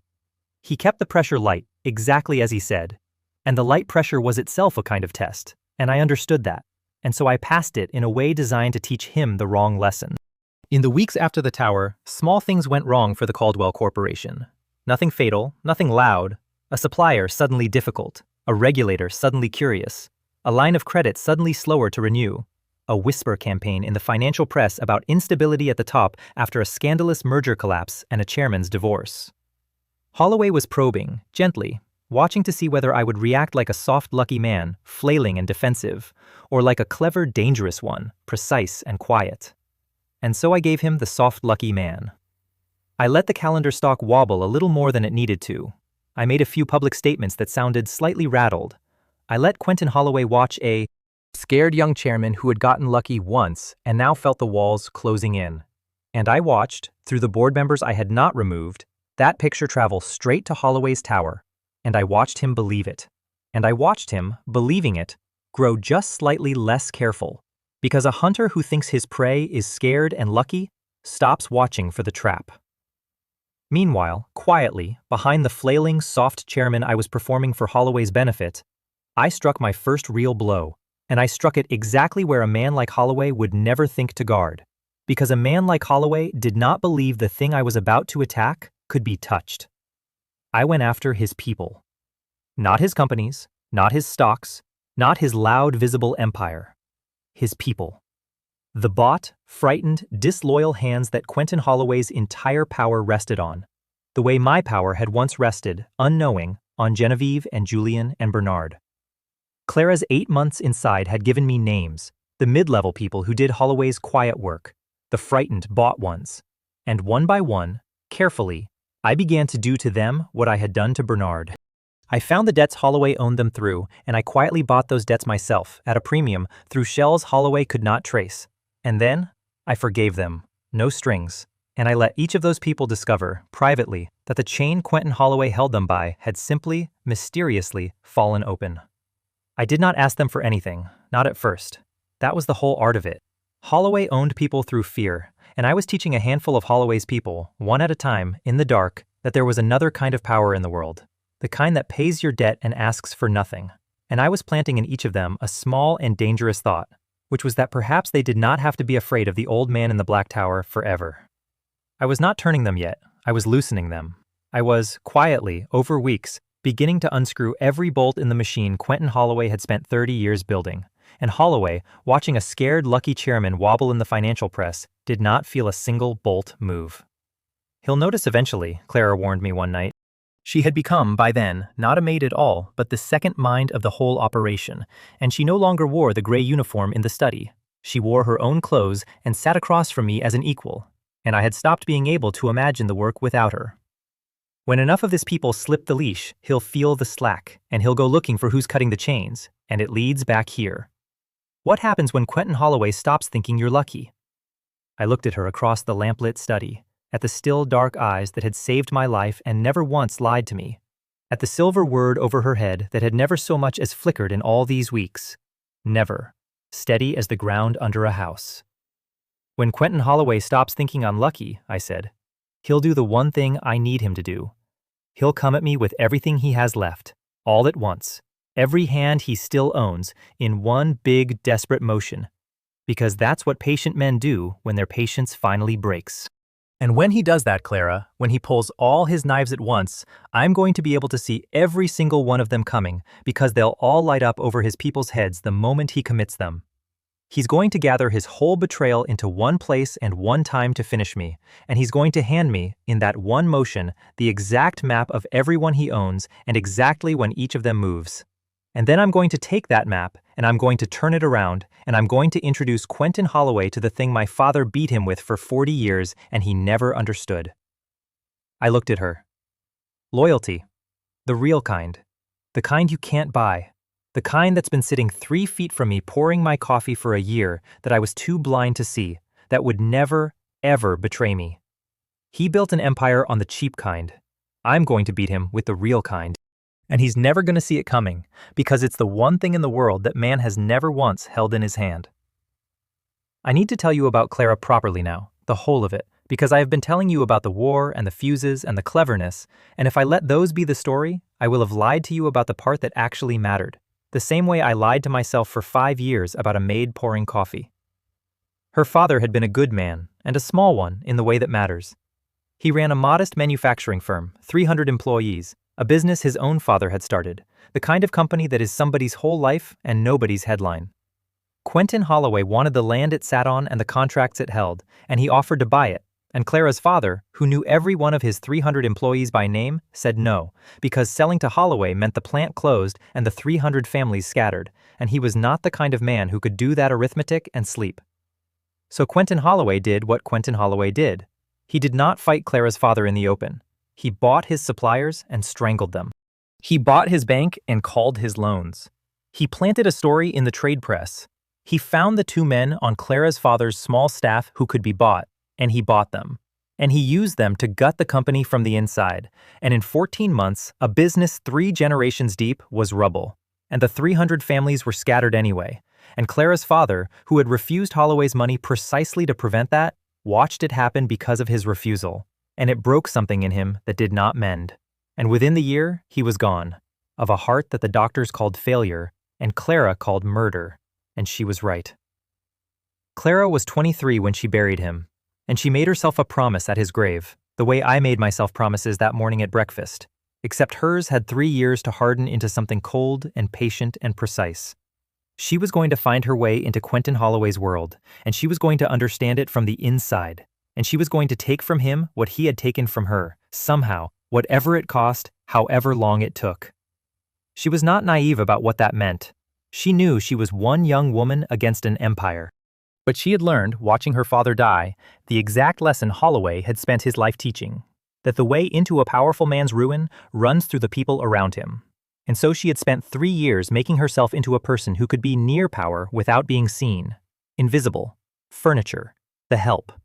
And she had followed the threads of Holloway's operation until one of them led into the household of a soft young chairman Holloway was patiently cultivating for slaughter. And she had gotten herself hired there under a false name, to watch, and to learn, and to wait. I was, at first, nothing to her but the terrain, the mark Holloway was working, the field where she could observe the enemy's methods. She told me all of this without flinching, in the study, over the weeks of the war, because she had decided that a woman who would never betray me could not build what we were building on a hidden thing, and I loved her for the flinchless honesty of it, the way she laid out her own cold 3-year revenge and did not dress it up as anything nobler than it had been. I watched them plan to destroy you, she said, the same way they destroyed my father, and for a long time I felt nothing about it, because you were rich and soft and you had never lost anything, and I thought, let the rich soft man learn what it costs. It's not my business to save marks from their own blindness. She looked at me steadily, and then it slowly stopped being true, and I hated that it stopped being true, because it complicated everything I had built my life around. I asked her when it stopped being true. I wanted to know the exact moment the terrain became a person to her, the way I had asked myself the exact moment the maid became the whole world to me. And she thought about it, and she told me, and it was not a grand thing, it was a small one, which is how the real things always are. The chef's daughter, she said. The surgery. You paid for it out of your own account, quietly, and you told the man it was a bonus so he wouldn't feel like he owed you, and you never mentioned it again, and you had no idea anyone had noticed, because you weren't doing it to be noticed. I noticed. I was standing in the pantry when the chef came in shaking, holding the letter that said his daughter's surgery was covered, trying not to cry in front of the staff. And I stood there in the dark and I thought, that man upstairs, the mark, the soft, rich, blind man I'm letting walk to his own slaughter, just quietly saved a child's life and arranged it so no one would ever have to thank him. And I thought about my father, who knew all 300 of his people by name, and who died because he wouldn't scatter their families. And I thought, oh no. Oh no. He's like my father. The mark is like my father. And I can't. I can't let them do to him what they did to us. Her voice was very quiet. That was the night I stopped being able to let you die. Months before the timers. Months before the tower. It was a letter about a child's surgery and a chef crying in a pantry, and it ruined my whole cold plan, and I have never once been sorry. I did not say anything for a long time after that, because there was too much in it. But I reached across the desk, and I took her hand, the first time I had ever touched her on purpose, and she let me, and we sat like that in the lamplight for a while. 2 people who had each come to that room by a road paved with betrayal and had found, at the end of it, the one person the road did not lead away from. And over her head, the silver word held, never. And I understood it more completely than I had before, because I understood now that it did not mean she was simple or safe, or without her own hard history and her own cold choices. It meant something better and rarer than that. It meant that a woman who had every reason in the world to let me burn, who had entered my life planning to use me, who carried 3 years of grief and a promise made at a grave, had looked at the whole ledger and chosen, freely, with full knowledge of the cost, to be the one person who would never turn against me. Not because she couldn't, because she wouldn't. That is the only kind of loyalty that is worth anything, the kind that could betray you and chooses every single day not to. And it is the one kind Quentin Holloway, for all his patience and his empire, had never once inspired in a single human being, and never would. That was the night the war became something else for me. Up to then, I had been fighting to survive and to keep my father's company and to avenge the theft of my life. After that night, I was fighting for something with a future in it. And the man fighting for a future fights differently than a man fighting only to survive. He fights more carefully because he has something to come home to. And he fights more fiercely because he has something worth the fiercest thing in him. Quentin Holloway, across the city in his black tower, was still fighting the man I had been at breakfast that first morning, the soft blind mark. And he did not know, and would not know until it was far too late, that somewhere in the lamplight of a study he had never seen, that man had been replaced by a far more dangerous one, a man who could see every knife in the world coming, and had, at last, found the one hand that would never hold one against him, and had decided that he was going to build his whole life on that one hand, and burn down anything at all, that ever threatened it. The drive Holloway had bought Bernard to make came due, and I kept it, exactly as planned, because a contingency you close on your own terms is worth 10 you merely avoid. Holloway's people had told Bernard the arrangement was simple. In the guise of a routine evening drive, he was to take me out past the edge of the city to a quiet industrial road, where his car would be stopped by a staged breakdown, and there men would be waiting, and the soft, lucky chairman who had embarrassed Quentin Holloway would simply, quietly, disappear. Another rich man vanished. A tragedy. A company left leaderless and ripe. It was the oldest plan in the world, and Holloway had fallen back on it precisely because it was old and reliable and did not depend on anyone's cleverness. And that was his mistake, because I had 4 days of warning and a driver who was mine now, and an old plan with a known time and a known place is not a threat. It is an appointment. I did not go alone, and I did not go as myself, not exactly. Clara had located through her contacts the men Holloway had contracted for the job, and I knew how many they were and roughly what they were, hired muscle, not soldiers, frightened bought hands like all of Holloway's hands. And when I looked at Clara's intelligence on them, I understood something that made the whole thing simpler. These were not fanatics. These were men Holloway owned through money and fear, exactly the kind of chain I had spent weeks learning to cut. I did not need to fight them. I needed to out-own them. So on the fourth night, Bernard drove me out past the edge of the city, both of us calm, and the staged breakdown happened exactly on schedule, the car rolling to a stop on the dark industrial road, and the men came out of the shadows exactly as bought, and I stepped out of the car to meet them. And I was not flailing, and I was not afraid. And the first thing the lead man saw, in the headlights, was a chairman who had walked willingly out of a car into an ambush, wearing the expression of a man arriving early to a meeting he had called himself. It stopped him. It is a very disorienting thing to spring a trap on a man and find him already standing in the middle of it waiting for you. "Gentlemen," I said, "Quentin Holloway is paying each of you, what, a few months' wages, to make a chairman disappear tonight. Let me make you a better offer, and let me make it fast, because there are 3 cars of my own people 2 minutes behind me on this road, and once they arrive, this stops being a negotiation and starts being an arrest." I let that land, the lead man's eyes flicking to the dark road behind me. "Here is the offer. Holloway owns you through money and fear. I will double whatever he's paying you tonight, in cash, right now, to each of you, and then I will forget your faces forever, and you will walk away free men who never touched me.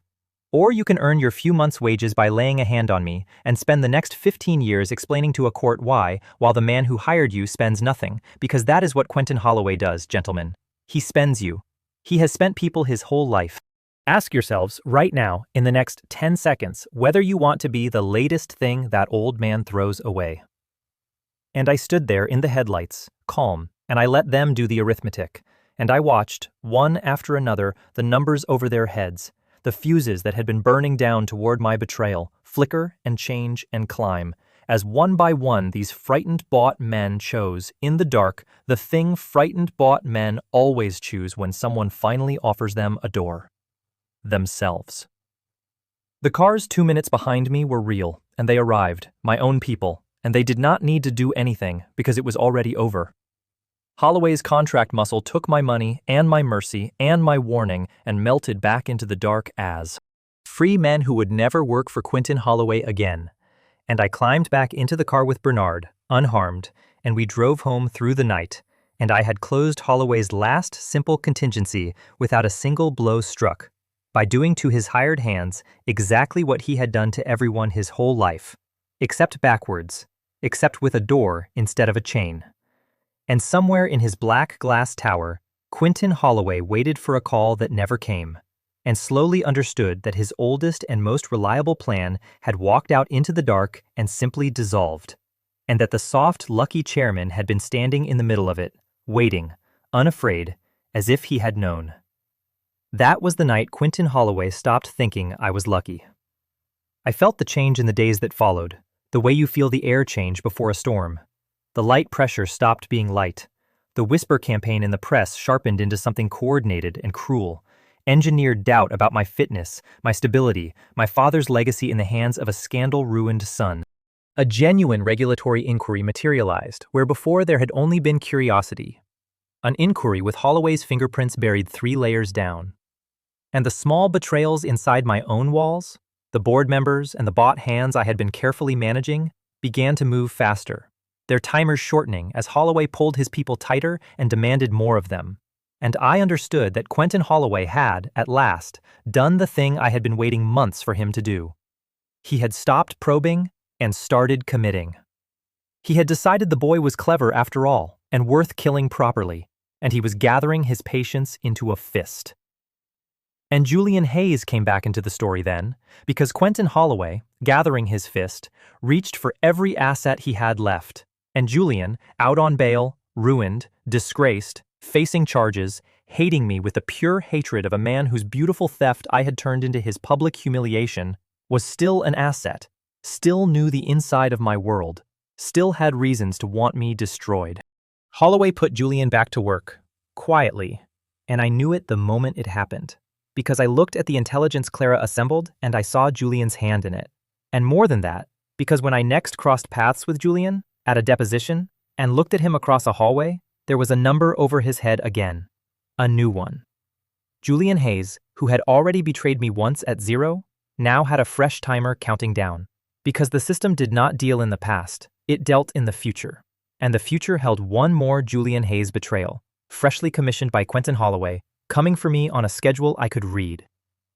But here's the thing I saw when I looked at Julian in that hallway, the thing that made me smile, the thing that told me exactly how the whole war was going to end. It was not only Julian's timer I could read now. Julian was Holloway's man again, working inside Holloway's operation, which meant Julian Hayes had become one of Quentin Holloway's people.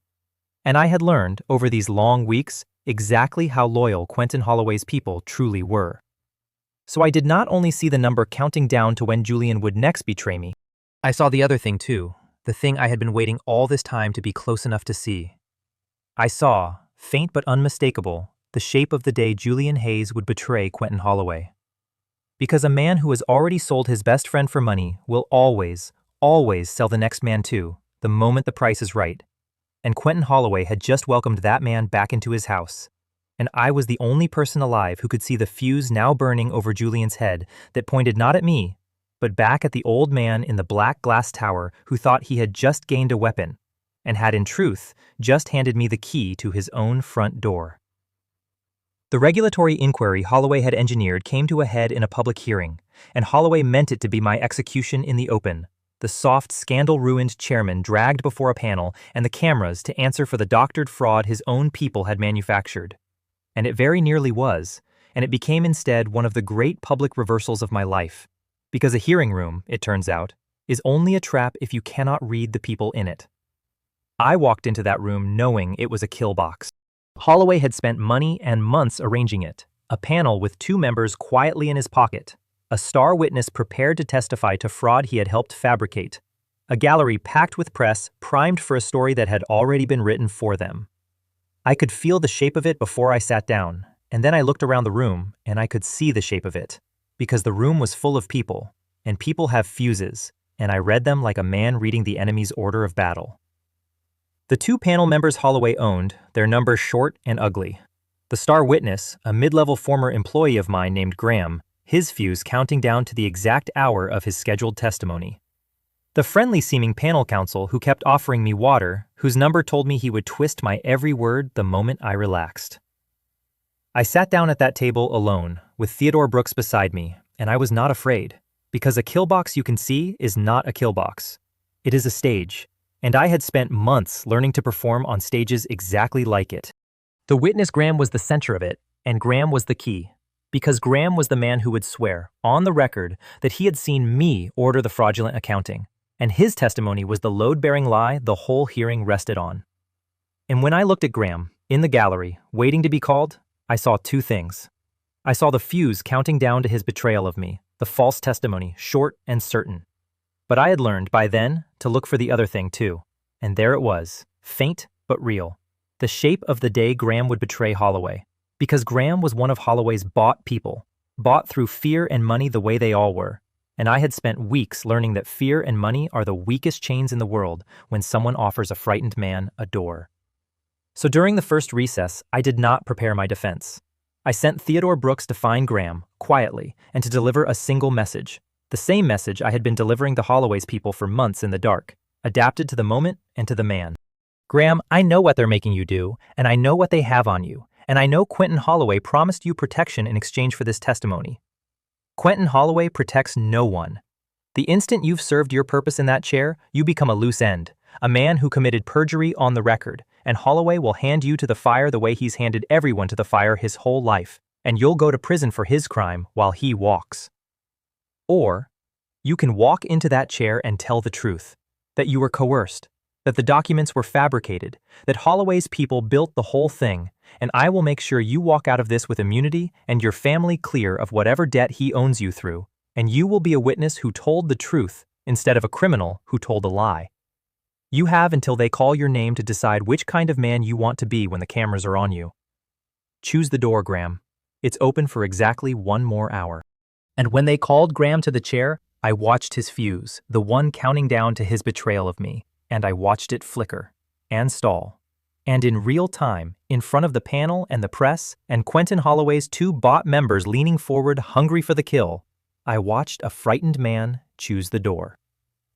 Graham sat down, and he was sworn in, and Holloway's counsel began to walk him through the rehearsed lie, and Graham stopped him, and Graham said, into the microphone in front of the cameras, that he could not do it, that the testimony he had been prepared to give was false, that he had been coerced by representatives of the Holloway Group, that the documents alleging fraud at the Caldwell Corporation had been fabricated, and that he wished to tell the panel the whole truth of how it had been done.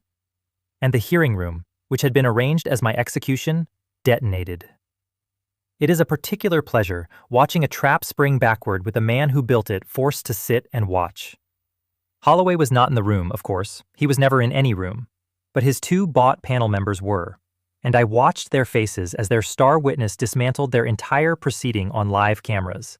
Watched them try to intervene and be unable to, because you cannot silence a man telling the truth about coercion without looking exactly like the thing he is describing. The friendly counsel who kept offering me water found himself with nothing to twist. The press, primed for a story about a corrupt chairman, got a far better one, about a corrupt empire caught fabricating a case, and by the time the day was over, the narrative Holloway had spent months building had inverted completely, and it was not Ethan Caldwell who left that hearing under a cloud. It was the Holloway Group, and the 2 panel members Holloway owned were themselves, within weeks, the subject of inquiries they did not survive. Theodore Brooks, walking out of the hearing beside me, dry as ever, said, "Your father would have liked that. He always said the best defense was making the other man's witness your witness." He glanced at me. "Though I confess, I don't know how you knew Graham would turn. You seemed very certain, for a man betting his whole future on a frightened stranger's conscience." I could not tell him about the fuses. I had told no one but Clara, and I never would. So I told him the true thing that was underneath the fuses, the thing the whole war was teaching me. I knew he'd turn, I said, because Holloway bought him with fear, and fear is the weakest thing you can buy a man with. And I offered him something fear can't compete with: a door. Holloway's whole empire runs on fear, Theodore, and I've learned the thing my father knew and Holloway never will. Fear holds people right up until someone braver offers them a way out, and then it holds nothing at all. Every person that man owns is a frightened person waiting for a door. I've just started being the man who opens them." And Theodore Brooks looked at me for a long moment, my father's old wolf, and he nodded slowly, and he said, "You've become your father, Ethan. Better than your father, maybe. He'd never say it, so I will." And that, I think, was worth more than the hearing, worth more than the reversal, worth almost more than anything, to walk out of a trap Quentin Holloway built and hear my father's oldest friend tell me I had become the man my father was. It was the thing the soft, blind chairman at the breakfast table could never have earned, and it had cost me a war to earn it, and I would have paid the war twice. Genevieve came back into my life once more before she sold Clara, and I should have read the whole disaster in the number over her head, and I did read it, and I misjudged what it meant. And it is the one real mistake I made in the entire war, and it nearly cost me everything, so I will tell it honestly. She asked to meet weeks after the divorce, and against Clara's advice, I agreed, because there were assets still tangled between us, and I told myself it was practical, and because, if I am honest, some small stupid part of a man who has loved a woman for 5 years wants to look at her once more after it ends and understand how it was all a lie. She chose a quiet restaurant, and she came dressed the way she used to dress for me, and she sat across from me, and over her head burned a fresh number, because the system dealt only in the future, and the future held, apparently, one more Genevieve betrayal. And I looked at that number, weeks long, and I made the error. I thought weeks meant distant. I thought weeks meant a slow thing, a legal maneuver, a nuisance I could manage. I did not yet understand that a timer tells you when, not how large, and that a betrayal weeks away can be the largest one of all. "You've changed," she said, studying me across the table with something I had never seen in her before, which was uncertainty. "The whole city's talking about it. The soft chairman who turned out to have teeth. Holloway underestimated you. So did I. So did Julian." She tilted her head. "I keep trying to understand what happened to you, Ethan. You woke up one morning a different man. I was there. I saw it happen at that breakfast table. What did you see?" "I saw the truth," I said. "That's all. I just finally saw the truth about the people around me." And I watched her flinch, very slightly, because she heard the double meaning, and I let her hear it. She had come, I understood quickly, not out of remorse. Genevieve did not do remorse, but out of calculation, because she was a discarded asset now, cast off by both her husband and Quentin Holloway, ruined and afraid, and she was doing what her kind always does when the ground opens, looking for a new patron, a new position, a new hand to attach herself to. And for a moment, a genuinely dangerous moment, she considered me. She actually considered whether the best play left to her was to come back, to be useful, to attach herself to the winning side, to the man who was, against all odds, beating Holloway. She floated it, delicately, over the wine, the possibility of an understanding between us, an alliance. She knew Holloway's operation from the inside. She could be an asset. Surely a clever man could see the value. And I understood that this, right now, was the fork, that the number over her head could still resolve either way, that there was a version of the next weeks in which Genevieve attached herself to me as an informant and her betrayal timer pointed at Holloway instead of at me. And I said no. That was my mistake, and I would make it again, because it was the right mistake, the one a man has to be able to make to stay a man. I said no, because I would not build any part of my life or my war on Genevieve Ashford, not for any advantage, not to turn her fuse, not for anything, because some tools cost more than they are worth, and a woman who married me as a position and served the man trying to kill me for 5 years was a tool that would cut the hand that held it every single time. I told her, plainly, that there was no understanding between us, that there never would be, that the assets would be handled by lawyers, and that she should not contact me again. I chose to keep my hands clean of her rather than to use her, and it was the right choice. And it was also the choice that sent her, rejected and desperate and now genuinely dangerous, looking for the only other buyer left in the market for what she knew, which was Quentin Holloway, to whom she would sell, weeks later, the one thing I could not afford to lose. I have asked myself many times whether I should have played it differently, whether I should have strung her along, turned her, used her against Holloway, kept that fuse pointed away from me. And every time I come back to the same answer, which Clara gave me later when I confessed the whole thing to her, sick with guilt that my rejection of Genevieve was what had put Clara herself in Holloway's tower. Clara did not let me carry it. "You're not responsible for Genevieve's choices," she said, fierce and quiet. "You are responsible for yours, and you chose not to build your life on a person who had already betrayed you. And that was right, Ethan. It was right even though it cost us, because the alternative was to become a man who uses even the people he despises, and that man is one step from Holloway. And I did not fall in love with that man. I fell in love with the one who won't touch the poison, even when the poison would help him win. Don't you dare learn the wrong lesson from this. Don't you dare decide that the mistake was staying clean." And she was right, of course. She was always right about the things that mattered. The mistake was not staying clean. The mistake, if there was one, was only that I read a number and thought weeks meant small. And I never made that error again, because after Clara I understood, all the way down, that the size of a betrayal has nothing to do with how far away it burns, and that the quietest, most distant fuse in the room can be the one that takes everything, and that you guard the people you love not by watching the short fuses, but by never, ever assuming that a long one is safe. That was the lesson Genevieve taught me in the end, the last useful thing she ever gave me, entirely without meaning to. She taught me that the war was not only about the enemies I could see coming.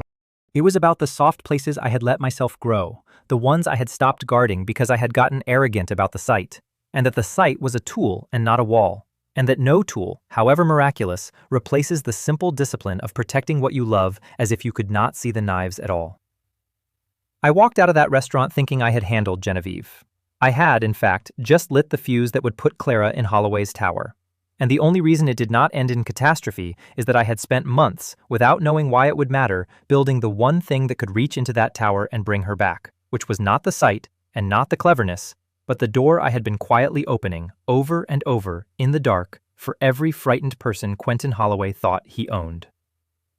Quentin Holloway's fist landed 3 weeks later, and it landed everywhere at once. And I will admit that for about 72 hours it was the hardest I have ever been hit.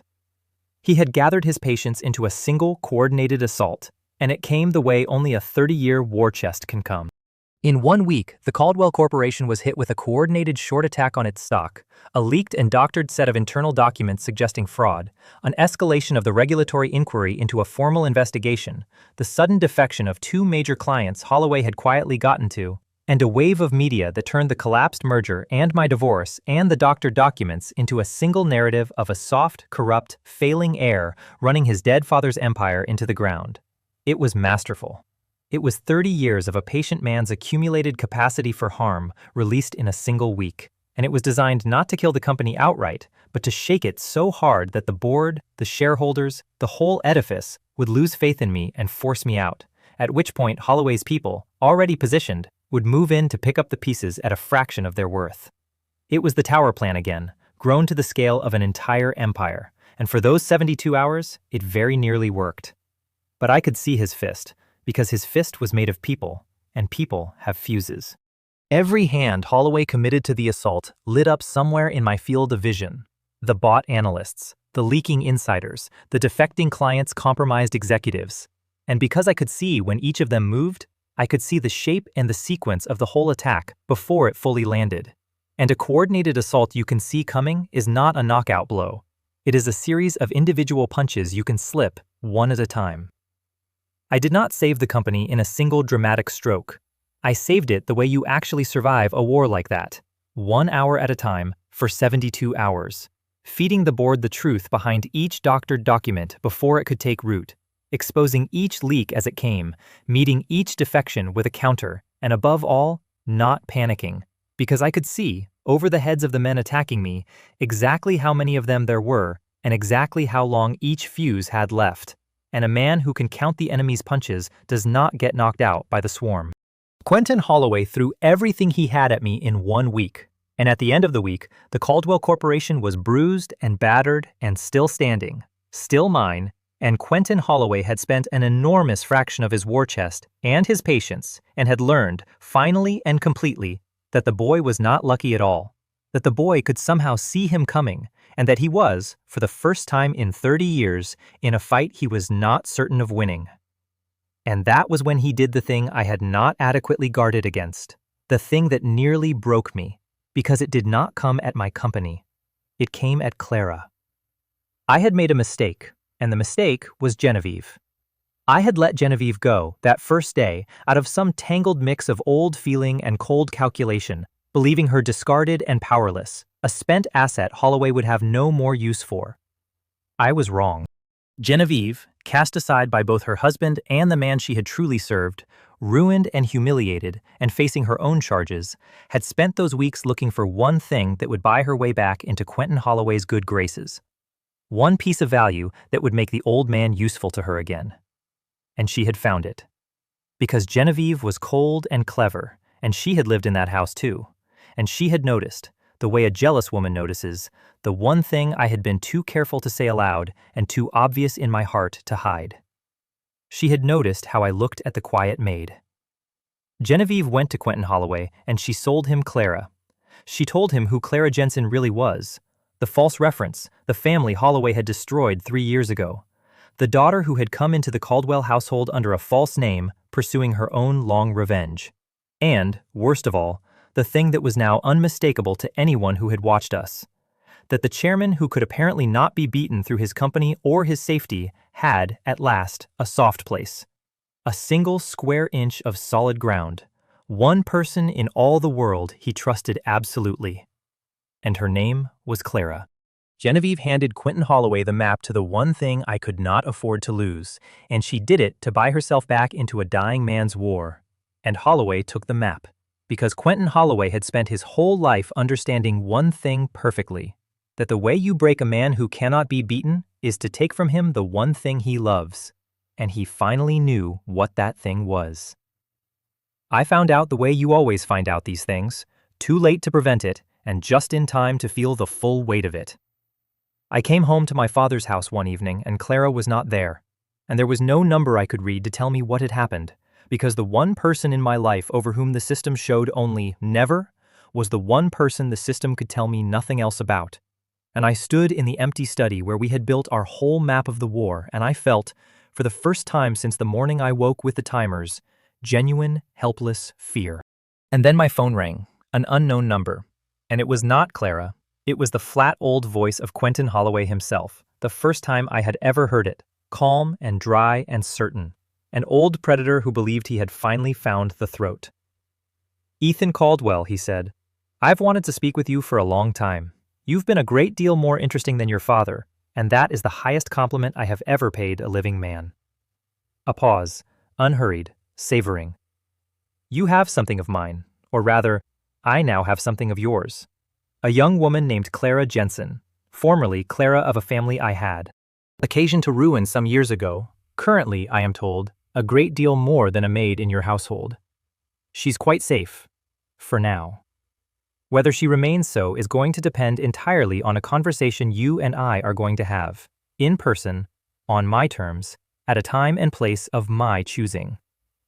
I could hear the smile in the old voice. "I spent 30 years unable to find the thing your father valued most, because your father, damn him, valued a thing I could not steal or buy, his good name, and you cannot kidnap a reputation. But you, Ethan, you made it so easy in the end. You went and fell in love with a housemaid, and love is a thing I know exactly how to price. Come to me. Come and negotiate for her, and bring the deed to your father's company, because that is what she is going to cost you. Everything. The whole empire. Or I take from you what your wife tells me you cannot bear to lose."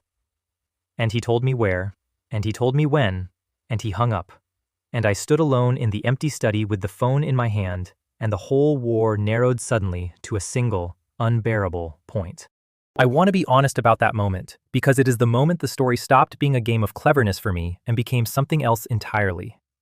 For weeks, I had been the cold, clever hunter, reading fuses, turning betrayals, always 3 moves ahead, never once truly afraid, because I had never once had anything left to lose that Holloway could reach.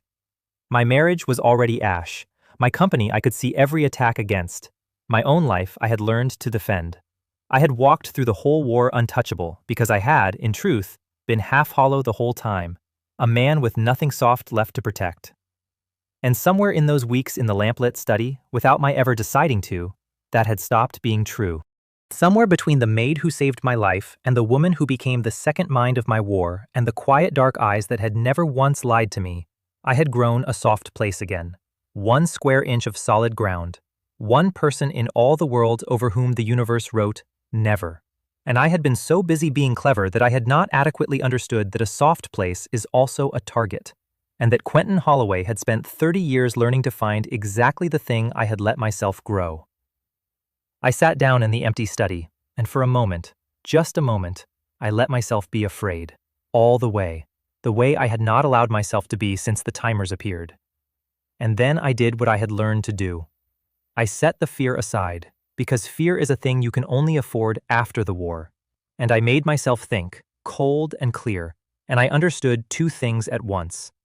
The first was that I was going to go to Quentin Holloway, and I was going to bring the deed to my father's company, because there was no version of me that would choose the empire over Clara, and Holloway had priced that correctly, and I would pay it, all of it, without hesitation, and let the old man think he had won. And the second thing, the thing that turned the fear back into a weapon, was this.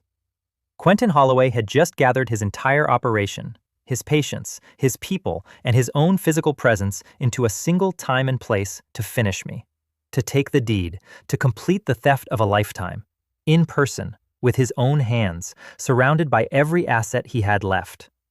He had, in other words, done at last the exact thing I had told Clara weeks ago I was waiting for him to do.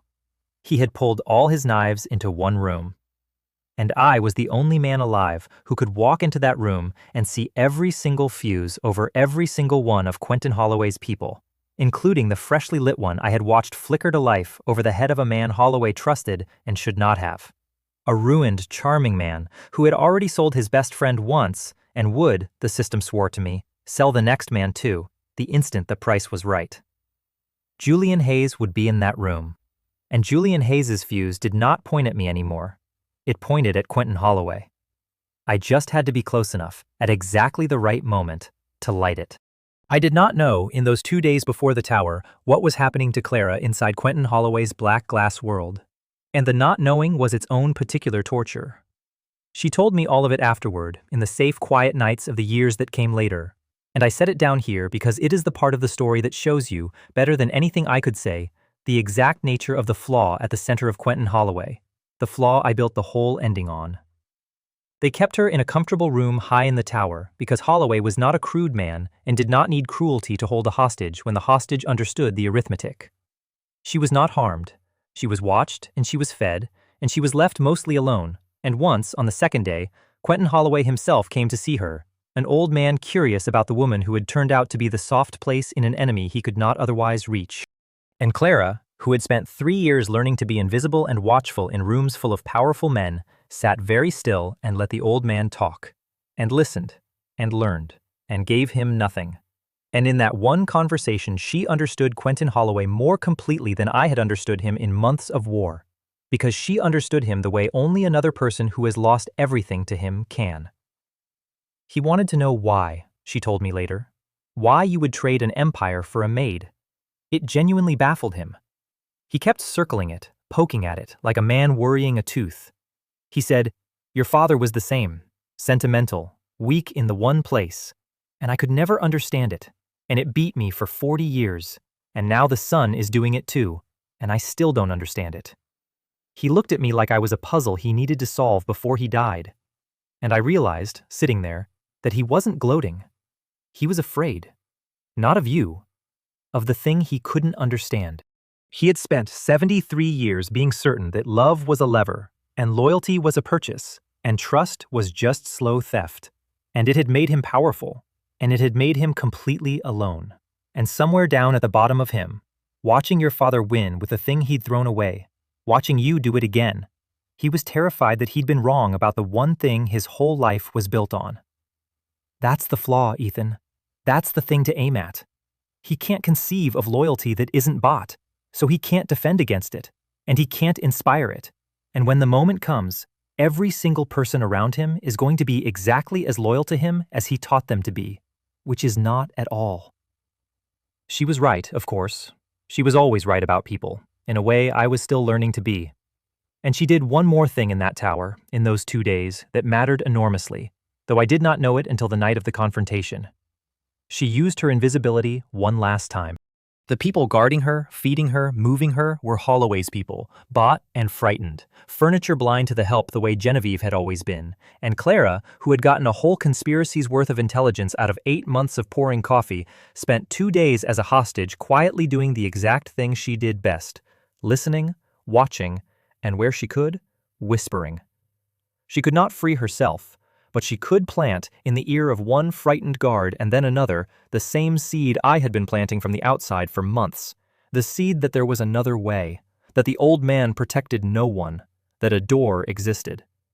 She was, without my knowing it, running my own operation from inside Holloway's walls, softening the very people who would be in that final room, so that when I offered them the door on the night of the confrontation, some of them had already, quietly, been offered it once before, by the hostage they had been, careless enough to treat as furniture.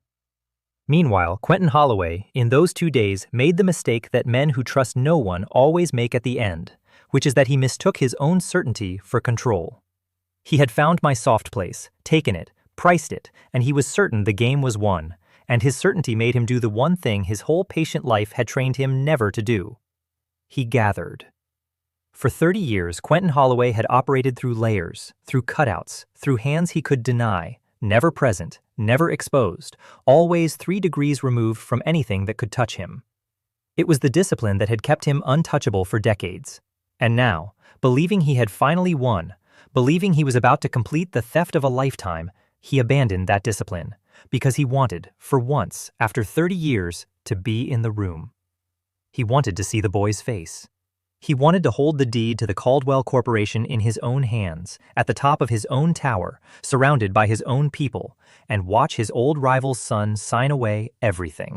30 years of never being in the room, and his one indulgence, his one reward to himself for a lifetime of patience, was to be in the room for the ending.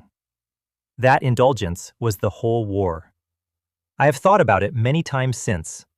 Quentin Holloway did not fall because I outsmarted his operation, though I did. He fell because at the very end, after a lifetime of flawless discipline, he wanted something, and the wanting made him careless, and he gathered his whole self and his whole operation into one room, exposed, present, at a time and place he believed he controlled.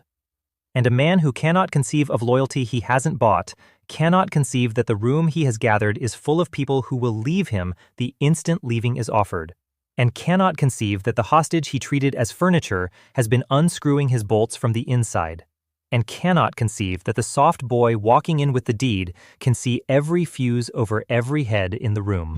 He built me the perfect ending out of his own 30-year hunger to finally be present for a victory, and I walked into it carrying a briefcase and a lifetime's worth of the one thing he never learned. And I want you to understand that this is not a coincidence of my story. It is the law of men like Holloway. They spend their whole lives so afraid of betrayal that they build everything out of it. And in the end, at the exact moment they reach for the thing they've wanted most, the betrayal they built the world out of turns all at once and takes them. And they never, ever see it coming, because they were looking the whole time in every direction but the one that mattered, which was inward, at the emptiness where a single loyal person should have been, and never was, because they never once inspired one. Holloway gave me 2 days to bring him the deed, 2 days to gather the paperwork that would sign my father's empire into the hands of the man who had ruined Clara's family and tried to ruin mine. And I spent those 2 days doing 2 things at once, the way I had learned to do everything now. One thing in the light for Holloway to see, and one thing in the dark for no one to see at all. In the light, I was a beaten man assembling his own surrender. I let Holloway's watchers observe a chairman gathering documents, consulting lawyers about the transfer of controlling interest, moving, visibly, toward capitulation.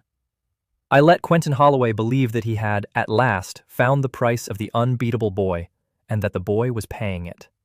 I wanted him confident.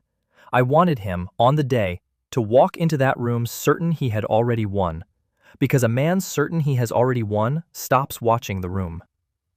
In the dark, I built the reversal. And I built it out of the only material Quentin Holloway had ever truly understood and could never truly hold: betrayal. For weeks, I had been quietly cutting the chains on Holloway's bought people, forgiving their debts, planting the dangerous thought that they did not have to be afraid of the old man forever. I had loosened every bolt in his machine without turning a single one. Now, in these 2 days, with Clara in his hands and the whole war narrowing to a single room, I turned them. Through Clara's contact inside Holloway's operation, through Bernard's old connections, through the frightened bot hands I had spent weeks setting free, I sent one quiet message into the heart of Quentin Holloway's world. And the message was simple, and it was the truest thing I have ever said. Quentin Holloway has spent shortly years spending people. He is about to spend all of you one last time to take a company he will not survive taking. And when it goes wrong, as it is going to go wrong, he will hand every one of you to the fire to save himself, the way he has handed everyone to the fire his whole life. I am offering you the other thing. Debts forgiven, faces forgotten, freedom, and no chain ever again. When the moment comes in that room, you will know it. Choose yourselves. Choose the door. For once in your lives, betray the man who taught you nothing but betrayal and walk out free. I could not know, sending it, how many would answer. That was the one thing the system could not tell me, because the system showed me the fuses over Holloway's people, the moments they would betray me, but it could not tell me the moment they would betray Holloway, not until they had committed to it, not until their intent had changed. I was gambling that 30 years of fear had built a machine that wanted, in its secret heart, to be free, and that when I offered it the door in the right moment, enough of it would walk through. It was the biggest bet of my life, and I was making it with Clara's life on the table, and I made it anyway, because it was the only move that could win the whole board at once, and because I believed, I had staked everything on believing, that the real kind of loyalty beats the bought kind every single time it is given an honest chance. The night before, I could not sleep, and I sat in the study we had built the war in, and I let myself, for the first time, think about Clara instead of the plan.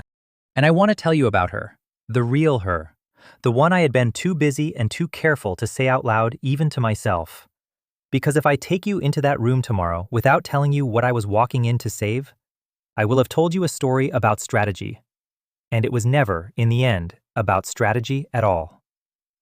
I thought about the first night she had stopped wearing the gray uniform in the study and had sat across from me as an equal, and how the room had felt different, warmer, less like a war room and more like the only place in my life I actually wanted to be. I thought about the way she argued with me, fearlessly, the only person in years who told me when I was wrong, who did not flatter me, who had come into my house planning to use me and had ended up being the one clean, true thing in my whole poisoned world. I thought about the night, weeks in, when I had been low, when the weight of a whole life of betrayal had finally caught up with me, when I had said, bitterly, that maybe my father had been the fool, that maybe trust was just a slower way of being robbed. And Clara had looked at me across the lamplight and said quietly, "Your father wasn't a fool. He trusted, and he got 40 years of a real life for it, and he beat Holloway every time because of it, and he died loved."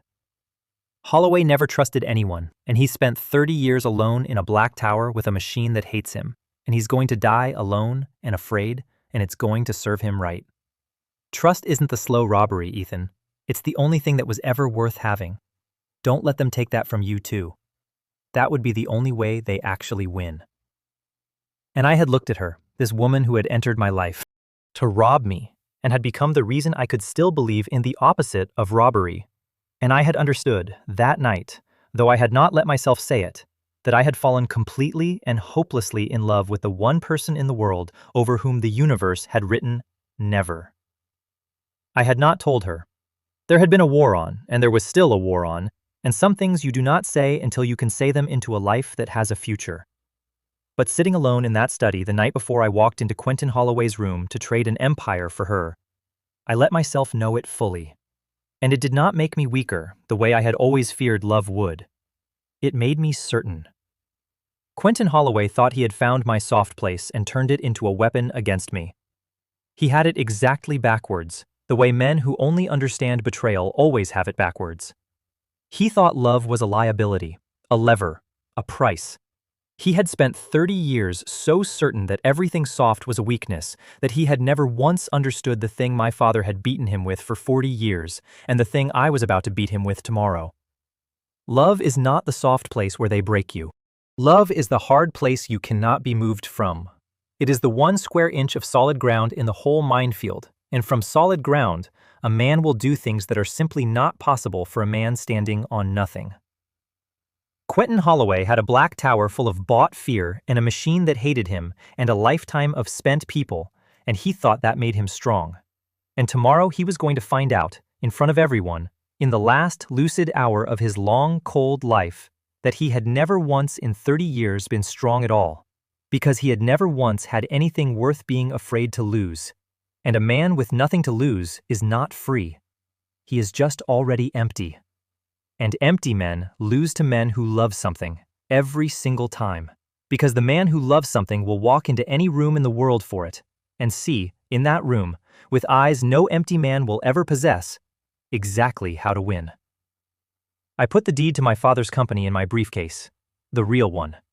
I was going to bring it, and I was going to be willing to give it, all of it, everything my father built, for one woman with no number over her head. And I want you to understand that this was not a bluff. If it came to the simple exchange, the empire for Clara, I would have signed it away in that room without a flicker of hesitation and counted it the best deal I ever made. But I did not think it was going to come to the simple exchange, because I had spent 2 days lighting 100 fuses in the dark under Quentin Holloway's feet, and tomorrow I was going to walk into a room where the old man believed he held the only card, and I was going to be the only person alive who could see that every card in his hand had already, quietly, in the dark, begun to turn against him. I turned off the study light. Never, said the silver word over an empty chair where Clara should have been sitting, burned into my memory. Hold on, I told her, across the dark city, wherever he was keeping her. Hold on, I'm coming. And I'm not coming to surrender. I'm coming to bring you home. The last thing I did, the night before I walked into the Black Tower, was gather the people who were going to walk in behind me. And I want to tell you who they were, because a man is known by the people who show up when the thing is real. And mine were not many, and they were everything. There was Theodore Brooks, 81 years old, who had drafted the clean version of a contract 3 years before I was ready to need it, and kept it in a safe waiting for me to come to my senses, and who had spent the last 2 days preparing the authorities with the documents Clara's contact had smuggled out of Holloway's own operation, building, quietly, the legal machine that would arrive at the tower at exactly the moment I needed it. There was Bernard, my driver, 30 years and a debt paid and a daughter freed, who had asked me, when I told him what I intended, only one question, which was, "Am I driving?" And when I said yes, had nodded once and said, "Then you'll get there, and you'll get her out, and I'll have the car running." There was a small handful of my own security, the ones who had stayed loyal over the head of a chief who sold himself. Men I could trust because I had watched their fuses stay long and steady through the whole war. And there was the invisible army, the one no one could see, the dozens of Holloway's own bought people I had spent months quietly cutting free, who would not walk in behind me, but who would, when the moment came, be standing in that room already, waiting for the door I had promised them, ready to choose themselves. We met in my father's study, the loyal few, the night before, and I laid out the plan, all of it. The deed I would carry and be willing to give, the confession I would provoke from Holloway in front of his own people, the door I would open in the room, the legal machine Theodore would bring up behind me. And when I had finished, Theodore Brooks, who had known my father for 60 years, said something I have never forgotten. He said, "You know, Ethan, your father fought Holloway for 40 years and never once tried to destroy him. He just kept beating him, cleanly, and letting him live to be beaten again, and it drove Holloway mad, because he could never understand why your father wouldn't finish him when he had the chance. I asked your father about it once. Do you know what he said?" I shook my head. He said, "Theodore, a man like Holloway is punished every single day just by being a man like Holloway. I don't need to destroy him. I just need to keep being the thing he can't be and let him watch. And that's a worse sentence than anything I could do to him." The old man looked at me. "You've spent this whole war being the thing Holloway can't be. Tomorrow, you finish it. But finish it the way your father would have. Don't destroy the man for the pleasure of it. Beat him with the thing he threw away and let the law do the rest, and walk out clean and go home to the girl. That's the win. Not his ruin. Your freedom." I have thought about that many times, and it was the exact right thing to hear the night before. Because there was a version of me, the version the war had built, that wanted the tower to be a slaughter. that wanted to grind Quentin Holloway personally into the floor of his own black boardroom for what he had done to Clara's father and to my life. And Clara had spent months, and Theodore spent that last night, teaching me the harder and better thing, which was that the deepest victory over a man like Holloway is not to become him in the moment you beat him. It is to beat him while remaining entirely the thing he could never be, so that even in his fall, he is forced to watch a man do the impossible, win completely and stay clean, love something and be made stronger by it, hold power and not be poisoned by it. That is the sentence my father passed on Quentin Holloway for 40 years, and it was the sentence I intended to finish the next day. And it was worse for Holloway than any violence, because violence he understood. Violence was his native tongue. But a man who beats you and stays kind is speaking a language you spent your whole life refusing to learn, and it is unanswerable. Late that night, after the others had gone, I stood at the study window one last time, the window where the soft, lonely chairman used to stand. And I was not that man anymore, and I was not yet the man I would be after. I was the man in between, the hunted thing that had turned, at last, all the way around, into the hunter. And I thought about the morning it had started, the headache and the timers and the number over my wife's smiling face, 47 minutes. And I thought about how certain I had been, that first hour, that the world was ending. And I understood, standing there, that the world had ended, the world of the soft blind man who trusted everyone and saw no one.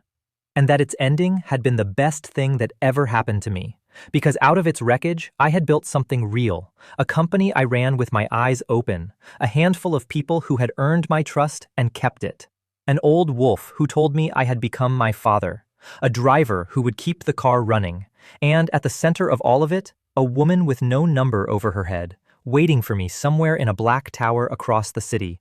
The 1 square inch of solid ground, the reason the whole war had stopped being about survival and started being about a future.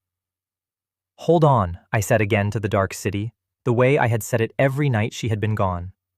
"One more day. Then I bring you home, and then there are no more countdowns, for either of us, ever again." And in the morning I put the deed to my father's empire in my briefcase, and I got in the car, and Bernard drove me to the black glass tower where Quentin Holloway was waiting, certain he had already won, surrounded by his whole operation, present in the room for the first time in 30 years, his one indulgence, his fatal reward to himself. And I walked in carrying an empire I was willing to give away and a lifetime's worth of the one thing that old man had never once held. And I did the thing I had been building towards since the morning I woke up, able to see betrayal glowing over every human head in the world. I looked around the room, and I read every fuse, and I opened the door, and I let Quentin Holloway find out, in the last lucid hour of his long, cold, empty life, exactly what happens to a man who teaches the whole world to betray, when the one person he can never break walks into his tower with the sight to see it coming and the loyalty to make it land, and turns 30 years of purchased betrayal, all at once, back onto the man who built it. Quentin Holloway received me at the top of his black glass tower, in a long, cold room that was the mirror of my father's boardroom and its exact opposite. All hard surfaces and no portraits, because Quentin Holloway had no ancestors he cared to look at and no descendants he trusted. And I understood, walking in, that a man's boardroom tells you everything about what he thinks he is. My father's had a portrait. Holloway's had a view, the whole city spread out beneath him like a thing he owned and did not love. He was seated at the far end of a long black table, an old man, smaller than his legend, with pale eyes that had not warmed in decades.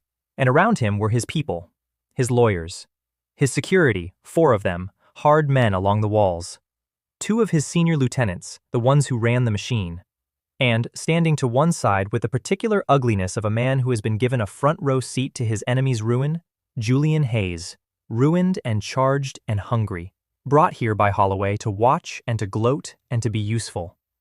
And in a chair near Holloway, unharmed, straight-backed, her dark eyes finding mine the instant I entered, Clara, alive. Frightened but composed, and over her head, steady and silver and unchanged by any of it, never. I let myself look at her for 1 second, and I let her see in my face that I had come. And then I put the softness away, because there was work to do, and I turned to Quentin Holloway and I set my briefcase on the table. You came, Holloway said, with the dry satisfaction of a man collecting a 30-year debt. And you brought it. Your wife told me you would. She said you were soft under all the cleverness, and that the maid was the soft place. And she was right. And it turns out the great Caldwell dynasty comes down, in the end, to a rich boy who wouldn't trade a servant for an empire. Your father would be ashamed. My father, I said, would understand it better than you ever could. That's the whole difference between you and him, Quentin. It's the difference that's about to cost you everything. I opened the briefcase. The deed was there, real, complete. And I took it out and I set it on the black table, and I watched the pale old eyes fix on it with 30 years of hunger. Here it is, the controlling interest in the Caldwell Corporation. Everything my father built. It's real, it's clean, and I'll sign it over to you right now in front of your lawyers in exchange for Clara walking out of here with me, unharmed, tonight. I let that sit. I told you on the phone I'd pay your price, and I meant it. I would give you the whole empire for her without blinking. So take the win, Quentin. Slide the papers over. Let's finish this. And I watched Quentin Holloway smile. Because I had just handed him, out loud, in front of his people, the thing his whole life had been about. And I watched him believe he had won. And I watched him make the mistake that men who only understand betrayal always make at the very end. He got greedy. He could not simply take the deal. A man who has spent 30 years being unable to trust cannot believe a clean exchange when it is offered, and cannot resist the urge to take more than is offered, to make sure, to grind the boy fully into the ground so that there is nothing left to come back at him later. Oh, we'll sign, Holloway said softly. But you misunderstand the arrangement, Ethan. You're not walking out of here with anything tonight. Not the girl, not your name, not your freedom. You'll sign the company over, and then you'll sign a confession to the fraud my people documented, and then the girl and the boy who wrecked my merger will both have accidents that keep them quiet, and you'll spend what's left of your life in a cell while I take apart everything your father ever touched. Your wife was wrong about one thing. I don't want the soft place. I want all of it. I've waited 30 years. I'm going to take all of it. And he nodded to the hard men along the walls, and they came off the walls, and the trap, the real trap, the one under the trap, closed exactly as I had known it would. Because that is what men like Quentin Holloway do.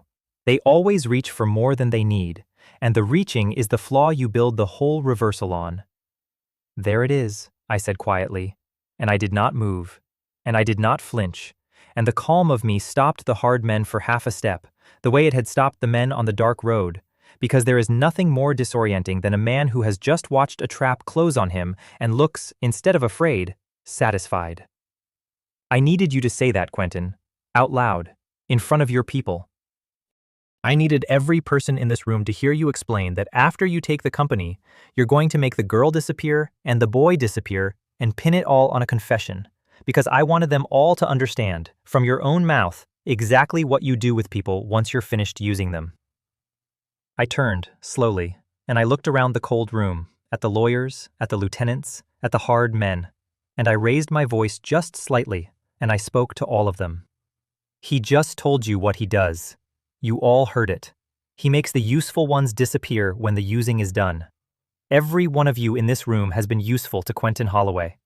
Ask yourselves what that makes you, the day you stop being useful. Ask yourselves whether you want to be in the room the night it all goes wrong, holding the old man's knife, or whether you'd rather be somewhere else, free, with your debts already forgiven and your face already forgotten by a man who pays what he owes and asks for nothing. Some of you got a message from me in the last 2 days. This is the moment it was about. This is the door. It's open right now, and it closes in about 10 seconds. The room went very still, and I watched the fuses. I had walked into that room able to see over every one of Quentin Holloway's people the exact moment they would betray me. And for weeks I had also been able to see, faint and growing, the moment each of them would betray Holloway. And now, in this instant, as my words landed and the choice became real and their intent began, at last, to change, I watched those second fuses catch fire and race toward zero all at once. The lieutenant nearest Holloway, his number tumbling, the two hard men by the door, their fuses collapsing as the debts I had quietly forgiven and the fear I had quietly loosened resolved in one breath into a decision. One after another, around that cold black room, Quentin Holloway's bought people chose the door, chose themselves, chose the one honest thing I had offered them against the 30 years of fear the old man had offered them. And the machine Quentin Holloway had built out of betrayal did the only thing a machine built out of betrayal can ultimately do. It betrayed its builder. The hard men did not seize me. They stepped back. The lieutenant did not defend his master. He stepped away from the table, and then, because a man who has decided to jump must jump all the way, he began to talk, fast, to the room, about everything, the documented crimes, the buried operations, 30 years of them. All of it he had carried in his head and his fear, spilling out now that the fear had a door. And Quentin Holloway, at the head of his black table, turned his pale old head from one betrayal to the next around his own boardroom, watching the machine he had spent his life building come apart in his hands in the space of 30 seconds. And I watched something happen to his face that I had waited a long time to see. The dawning, total comprehension of a man who has just understood, far too late, that he has been beaten by the one thing he never learned to hold. And then there was Julian. Julian Hayes, standing to the side, ruined and hungry, had watched the room turn, and I looked at him. And over his head, the fresh fuse I had seen weeks ago in a courthouse hallway, the one that pointed not at me, but at Holloway, hit its final seconds. Because Julian Hayes was, at the bottom of him, exactly what he had always been. A man who sold whoever he was standing next to the instant the price was right. And the price had just changed. He saw the room turning. He saw Quentin Holloway going down. And Julian Hayes, who had sold his best friend of 13 years for money, did the only thing his nature had ever allowed him to do. He turned on the old man too, instantly, completely, spinning to the lawyers and the door and my people who were even now coming up the tower behind me, offering everything he knew about Holloway in exchange for himself, betraying his second master as easily as he had betrayed his first. And I watched him do it, and I felt no anger at all, only a cold, clean vindication, because I had known he would. I had seen the fuse, and I had built the last turn of the whole war on the certainty that a man who betrays once will betray forever, and that Quentin Holloway, in taking Julian back, had welcomed into his final room the exact instrument of his own end. It was over in under 2 minutes, and it was over completely. The lieutenant's confession, the turned security, Julian's frantic betrayal, and behind me, arriving exactly on the schedule I had set, not Holloway's people, but mine, and the authorities Theodore Brooks had spent 2 days preparing with the documents Clara's contact had smuggled out, walking into a room where Quentin Holloway's entire operation was, at that moment, loudly and comprehensively turning state's evidence against him. The old man did not run. There was nowhere to run. He simply sat at the head of his black table, in his black tower, above the city he had owned and never loved, and watched 30 years of purchased loyalty evaporate in a single room, and understood that he was finished, and that he had done it to himself, the day he decided that people were things you spend. I crossed the room to Clara. I did not care, in that moment, about Holloway or Julian or the confessions or the empire in the briefcase. I crossed the cold black room to the one chair that mattered, and I knelt in front of it, and I took her hands, and she was shaking now that it was safe to shake, and over her head the silver word held steady: never. The truest thing in a room full of collapsing lies. And I said, "You're safe. It's over. I've got you. I told you I'd come." And Clara Jensen looked at me, this woman who had come into my life to rob me and had become the reason I still believed in the opposite of robbery. And she did not say anything at all. She just came out of the chair into my arms and held on, and I held her in the middle of Quentin Holloway's ruined kingdom while the whole rotten edifice of 30 years of betrayal came down around us. And I understood that I had, at last, won the war, and that the winning of it had never once been about the empire in the briefcase. It had been about this: 1 square inch of solid ground, 1 person with no number over her head. The one thing Quentin Holloway had taught the whole world to betray, and had never, in his whole long, empty life, once understood. The fall of Quentin Holloway was not a single event. It was an avalanche, and it took months, and I watched all of it with the particular satisfaction of a man who has spent his own patience well. The lieutenant's confession in the Black Tower was only the first stone. Once Holloway's machine began to turn, it could not stop, Because 30 years of purchased fear, given a door, becomes 30 years of purchased testimony, all of it desperate to be first through. His people, freed of the debts I had quietly forgiven and the fear I had quietly loosened, and terrified now only of being the last one holding the old man's secrets when the reckoning came, fell over each other to tell the truth. The buried operations, the ruined families, the bribed regulators, the whole 30-year architecture of a man who understood only betrayal, all of it came out. And the Holloway Group, that black glass empire, did not survive the truth of how it had been built. It was dismantled, piece by piece, in courtrooms and boardrooms over the following year, and Quentin Holloway himself, 73 years old, spent the end of his life exactly as Clara had once said he would, alone and afraid, in a place much smaller than his tower, understanding at last, if he was capable of understanding anything, that he had died the way he had lived, betrayed by everyone, because he had taught everyone around him that betrayal was the only currency, and in the end, they had simply paid him back in the coin he minted. I did not gloat over him. I found, when it came to it, that I did not need to. A man who ends his life the way Quentin Holloway ended his has been punished by the shape of his own life more thoroughly than any enemy could manage. And the only thing I felt, watching the old man go down, was a kind of cold pity, and underneath it, a quiet vow, that I would not become him, that I would not let the war that made me hard turn me into the thing I had beaten. Clara held me to that vow, the way she held me to every good thing. She was the one who reminded me, when the vindictiveness rose in me, that the point had never been to destroy Holloway, but to be free of him, and that a man who spends his victory grinding his enemy's face into the dirt has let the enemy keep a piece of him after all. Genevieve I dealt with cleanly. She had sold Clara to Holloway to buy her way back into his war, and that, more than the years of her marriage-shaped betrayal, was the thing I could not forgive, because it was not aimed at me. It was aimed at the one innocent thing in my life. But I did not need to destroy Genevieve either. She had bet everything on Quentin Holloway, twice, first with the marriage and then with her frantic bid to sell Clara, and when Holloway fell, Genevieve fell. With him, exposed, charged, abandoned by the only two men she had ever truly served, left with nothing but her cold beauty and her colder choices. The last time I saw her was across a courtroom, and she looked at me, and for a moment the mask came off the way it had come off in my father's boardroom, and what was under it was not remorse. It was the bitter incomprehension of a person who had spent her whole life certain that softness was weakness, and had just been beaten, comprehensively, by a man who had chosen a maid over an empire. She never did understand it. People like Genevieve and Holloway never do. That incomprehension is their punishment, and it is a life sentence, and no court has to hand it down.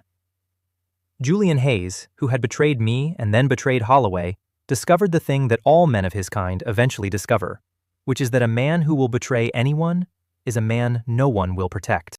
His frantic testimony in the Black Tower bought him nothing, because a witness who has demonstrably sold every person he ever stood beside is a witness no prosecutor trusts and no ally shelters. And Julian, having betrayed his way through two masters, found at the end that he had betrayed his way out of the entire world. He faced his charges alone, defended by no one, and he went down for the merger fraud and the poisoning and a dozen other things. And the last I heard of Julian Hayes, he was exactly what he had always, underneath the charm, been. A man alone, hated, holding nothing, having sold every real thing he was ever given for money that did not stay. 13 years of friendship. I grieved it, honestly, the way you grieve a person who turns out never to have existed. But I did not grieve him. And Bernard drove me home from the courthouse the day it was finally over. 30 years of loyalty restored and deepened, his daughter free and clear, his fuse long since climbed up past any horizon I could see, and we did not speak of any of it, exactly as I had promised, and I understood, watching his gray, familiar head in the mirror, that I had gotten one thing back that the war had almost cost me, which was the ability to trust a man again, the real kind, the kind you rebuild, and that this too was a victory, quieter than the fall of an empire, and worth more.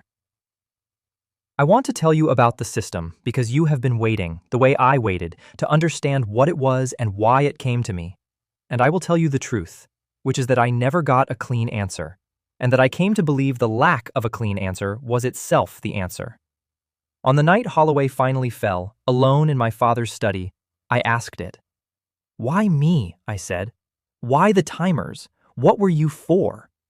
And the flat voice, which had grown over the months almost fond, was quiet for a long moment, and then it said the only thing it ever said that sounded less like a system and more like a lesson.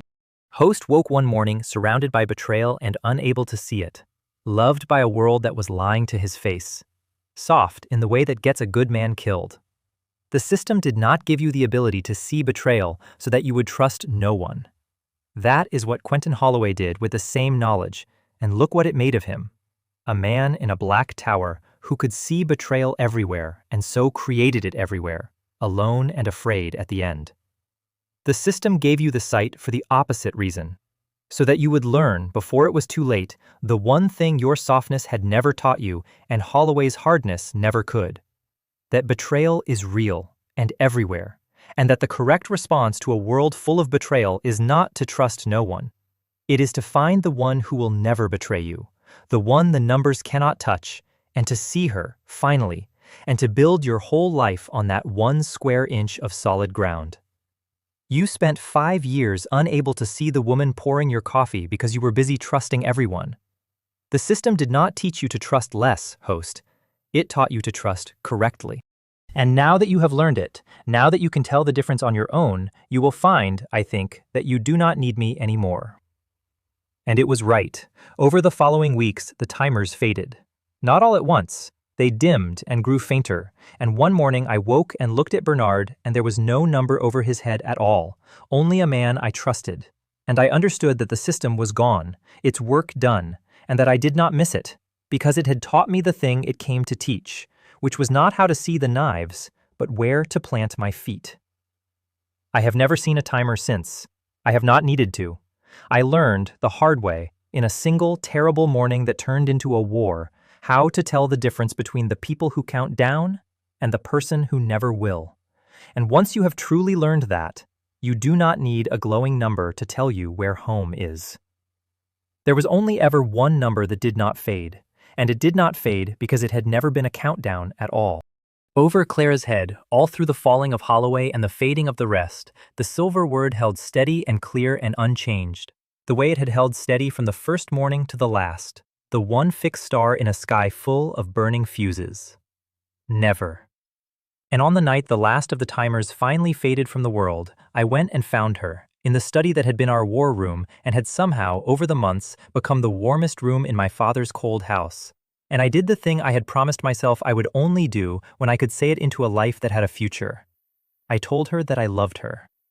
I told her that I had loved her since somewhere in the lamplight of that room, that she was the 1 square inch of solid ground I had built my whole survival on, that she had come into my life to rob me and had ended up being the only true thing I had ever owned, and that the war was over now, and Holloway was gone, and there was at last a future, and I wanted to spend all of it with the one person in the world the universe had sworn would never betray me.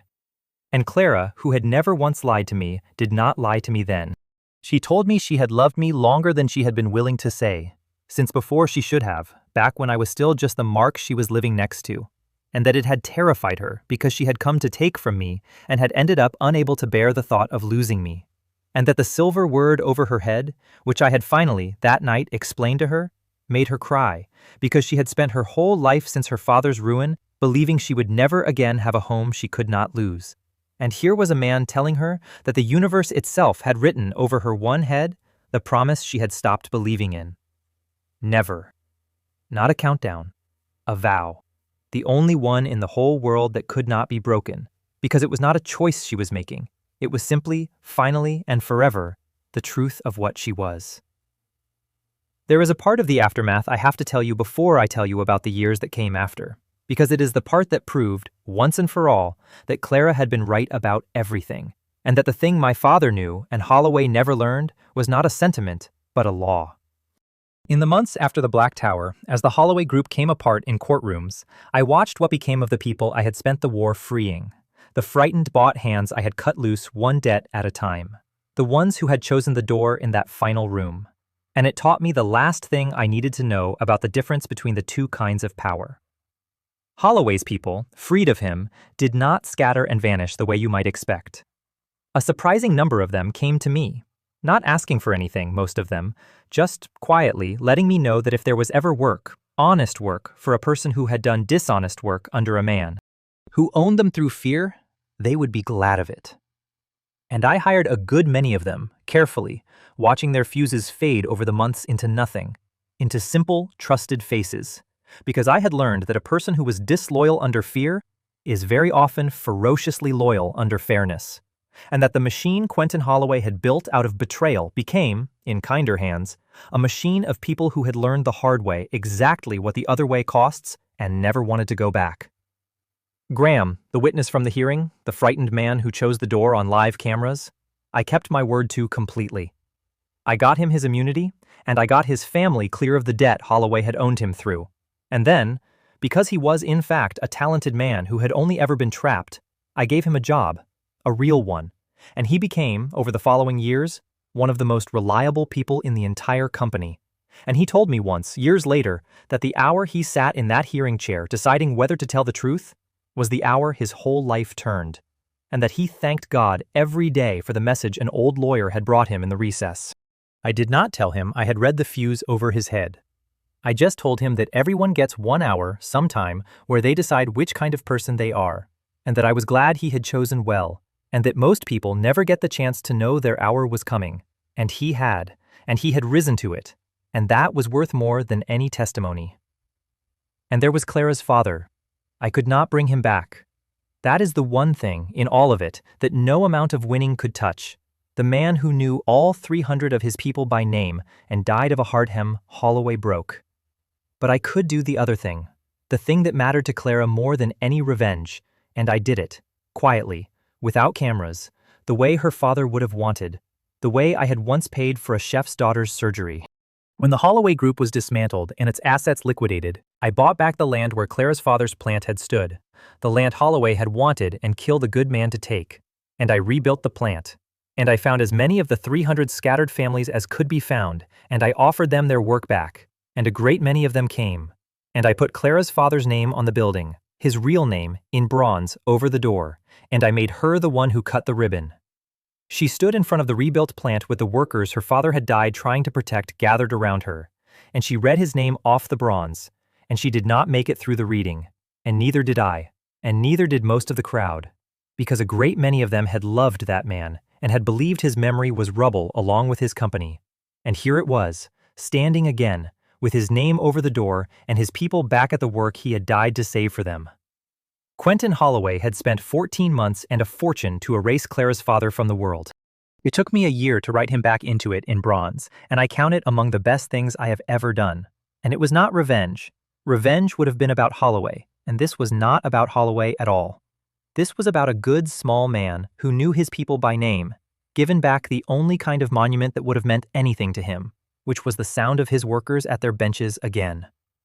That was the day I understood, completely, the thing the system had been trying to teach me from the first morning. I had spent the whole war learning to see betrayal, and the seeing had beaten Holloway, and beating Holloway had felt, at the time, like the point. It was not the point. Standing in front of that rebuilt plant, watching Clara read her father's name and the workers weep and the machines start up again, I understood that the sight had never been a weapon at all. Not really. It had been a lesson, and the lesson was that a life spent guarding against betrayal is a life spent looking at the wrong thing, because you cannot build anything out of the absence of knives. Holloway had built his whole existence out of the abrupt of knives, out of watching, out of owning, out of fear. And it had made him powerful, and it had made him empty, and it had ended him alone in a small room. And my father had built his life, and I was learning to build mine, out of the opposite thing, out of the presence of loyalty, out of the handful of people who would never betray you, and the many more who will rise if you give them a door, and out of the one over whom no fuse ever burns, whom you find, if you are very lucky and pay a very high price, and see it last, and build everything on. The sight showed me the knives so that I would learn, once and for all, to stop looking at them, and to look instead at the one thing worth looking at, and to spend the rest of my life not counting down the betrayals, but keeping the one promise that never counts down at all. 3 years later, I am standing at the window of my father's study, the same window where a lonely man in a loveless marriage used to stand looking out at a city he owned and did not belong to. Except the man at the window now is not lonely, and the house behind him is not cold, and the study is not a war room anymore. It is just a room where two people who trust each other completely do their work in the evenings with the lamps on and the door open. And I am not looking at the city. I am looking at the reflection in the glass, of the room behind me, of the woman at the desk who has become the second half of everything I am, and of the small, fierce, dark-eyed person on the floor at her feet, stacking wooden blocks into a tower and knocking it down and laughing. Our daughter, 2 years old, who has her mother's eyes and, thank God, her mother's steadiness, and who has never in her short life met a person she needed to be afraid of, and never will, if I have anything to say about it. Let me tell you what happened to all of it, since I know you want to know, because that is how these stories end, with an accounting. The Caldwell Corporation is not the empire my father built. It is larger, and it is different, and it is, I think, better, because I rebuilt it on the one thing my father knew and Quentin Holloway never learned. And I built it deliberately, with my eyes open, having seen exactly what the other way costs. I do not run it on fear. I do not own my people through their debts and their weaknesses. I pay what I owe, and I keep what I promise, and I trust the people who have earned it, and I no longer need a glowing number to tell me who those people are, because I learned, the hard way, in one terrible morning that became a war, how to tell. The company is loyal to me the way my father's was loyal to him, the real way, the kind you cannot buy. And I have discovered, running it, that the real kind is not only better for the soul, it is better for the balance sheet, because a machine built on loyalty does not turn on its builder the way Quentin Holloway's machine turned on him in a cold black room in under 2 minutes. Trust, it turns out, is not the slow robbery. It is the only durable foundation there is. My father knew that for 40 years. It took me one morning of countdowns to learn it, and I count that morning, headache and betrayal and all, as the luckiest of my life. Holloway is dead. He died alone 2 years ago in the small place his fall left him, and I did not attend, and I did not gloat, and I found, when the news came, that I felt almost nothing at all, which is, I think, the cleanest possible ending for a man like that, to pass out of the world and leave no mark on the heart of the person he spent 30 years trying to destroy. Genevieve and Julian are wherever people like Genevieve and Julian end up, which is to say, alone, having sold every real thing they were ever given, and I do not think about them. And the fact that I do not think about them is the measure of how completely they lost. Bernard still drives for us, and his daughter comes to the house sometimes, and she is doing well, and there is no number over anyone's head anymore, only people, some of whom I trust, and some of whom I do not, and I can tell the difference now on my own, which is the only superpower a person actually needs. And Clara. We were married in the spring, in a small ceremony with only the people who actually mattered, which turned out to be a surprisingly short and surprisingly wonderful list. And Theodore Brooks, 84 and ferocious, gave a toast that made the whole room weep and then laugh, and Bernard drove us to it, and there was not a single person in that room over whom, in my old sight, a fuse would have burned, because I had finally, after a lifetime of trusting everyone and a war's worth of trusting no one, learned to build my life out of the right people. Clara wore no gray uniform. She has not worn one since the night in the service corridor when she told me who she really was, and she runs half of everything now, the sharp, fearless second mind of the whole enterprise, the only person who tells me when I am wrong, and I have never once regretted a single decision I made because she argued me into it, which is more than I can say for the decisions I made back when I surrounded myself with people who only ever told me what I wanted to hear.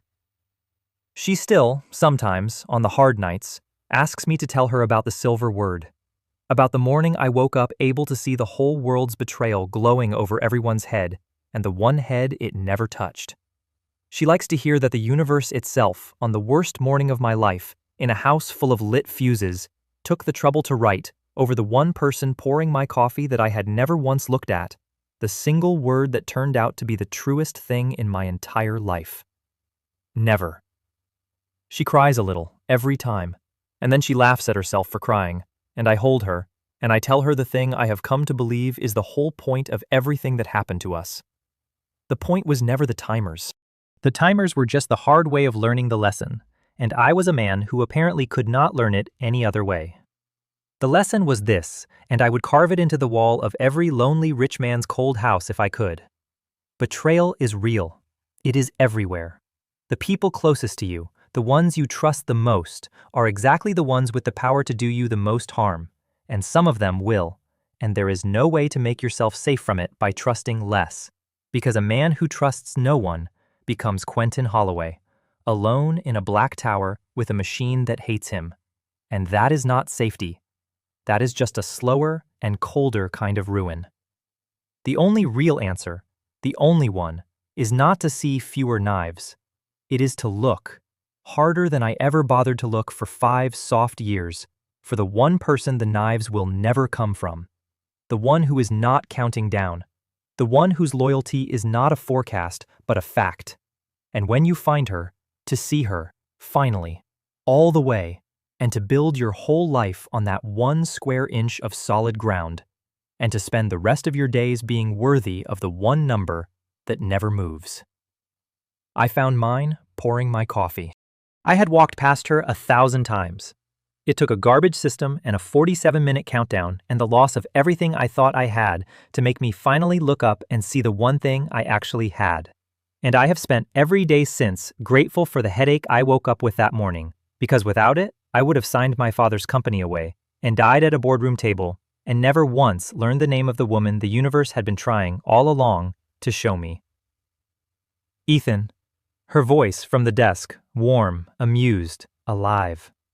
You're doing the thing again, staring out the window like a tragic hero. It's very handsome and completely unnecessary. Come here. Your daughter has built a tower and she requires an audience of appropriate size, and I am, apparently, not large enough. I turn from the window. The city is out there, dark and glittering, full of towers and full of people, some of whom are, at this very moment, being betrayed by someone they trust, the way I was, and some of whom have found their 1 square inch of solid ground and do not yet know how lucky they are. I do not have the sight anymore. I do not need it. I have learned to see the only thing worth seeing with my own 2 eyes, and it is right in front of me, on the floor, laughing at a tower of blocks, and at the desk, watching me with dark, steady eyes that have never once lied to me and never will. I go to them. I sit down on the floor, an appropriately large audience, and my daughter shows me her tower, and knocks it down, and laughs, and builds it again. And Clara watches us both with the particular quiet joy of a woman who once believed she would never again have a home she could not lose. And over no one's head is there any number at all, because there never needed to be.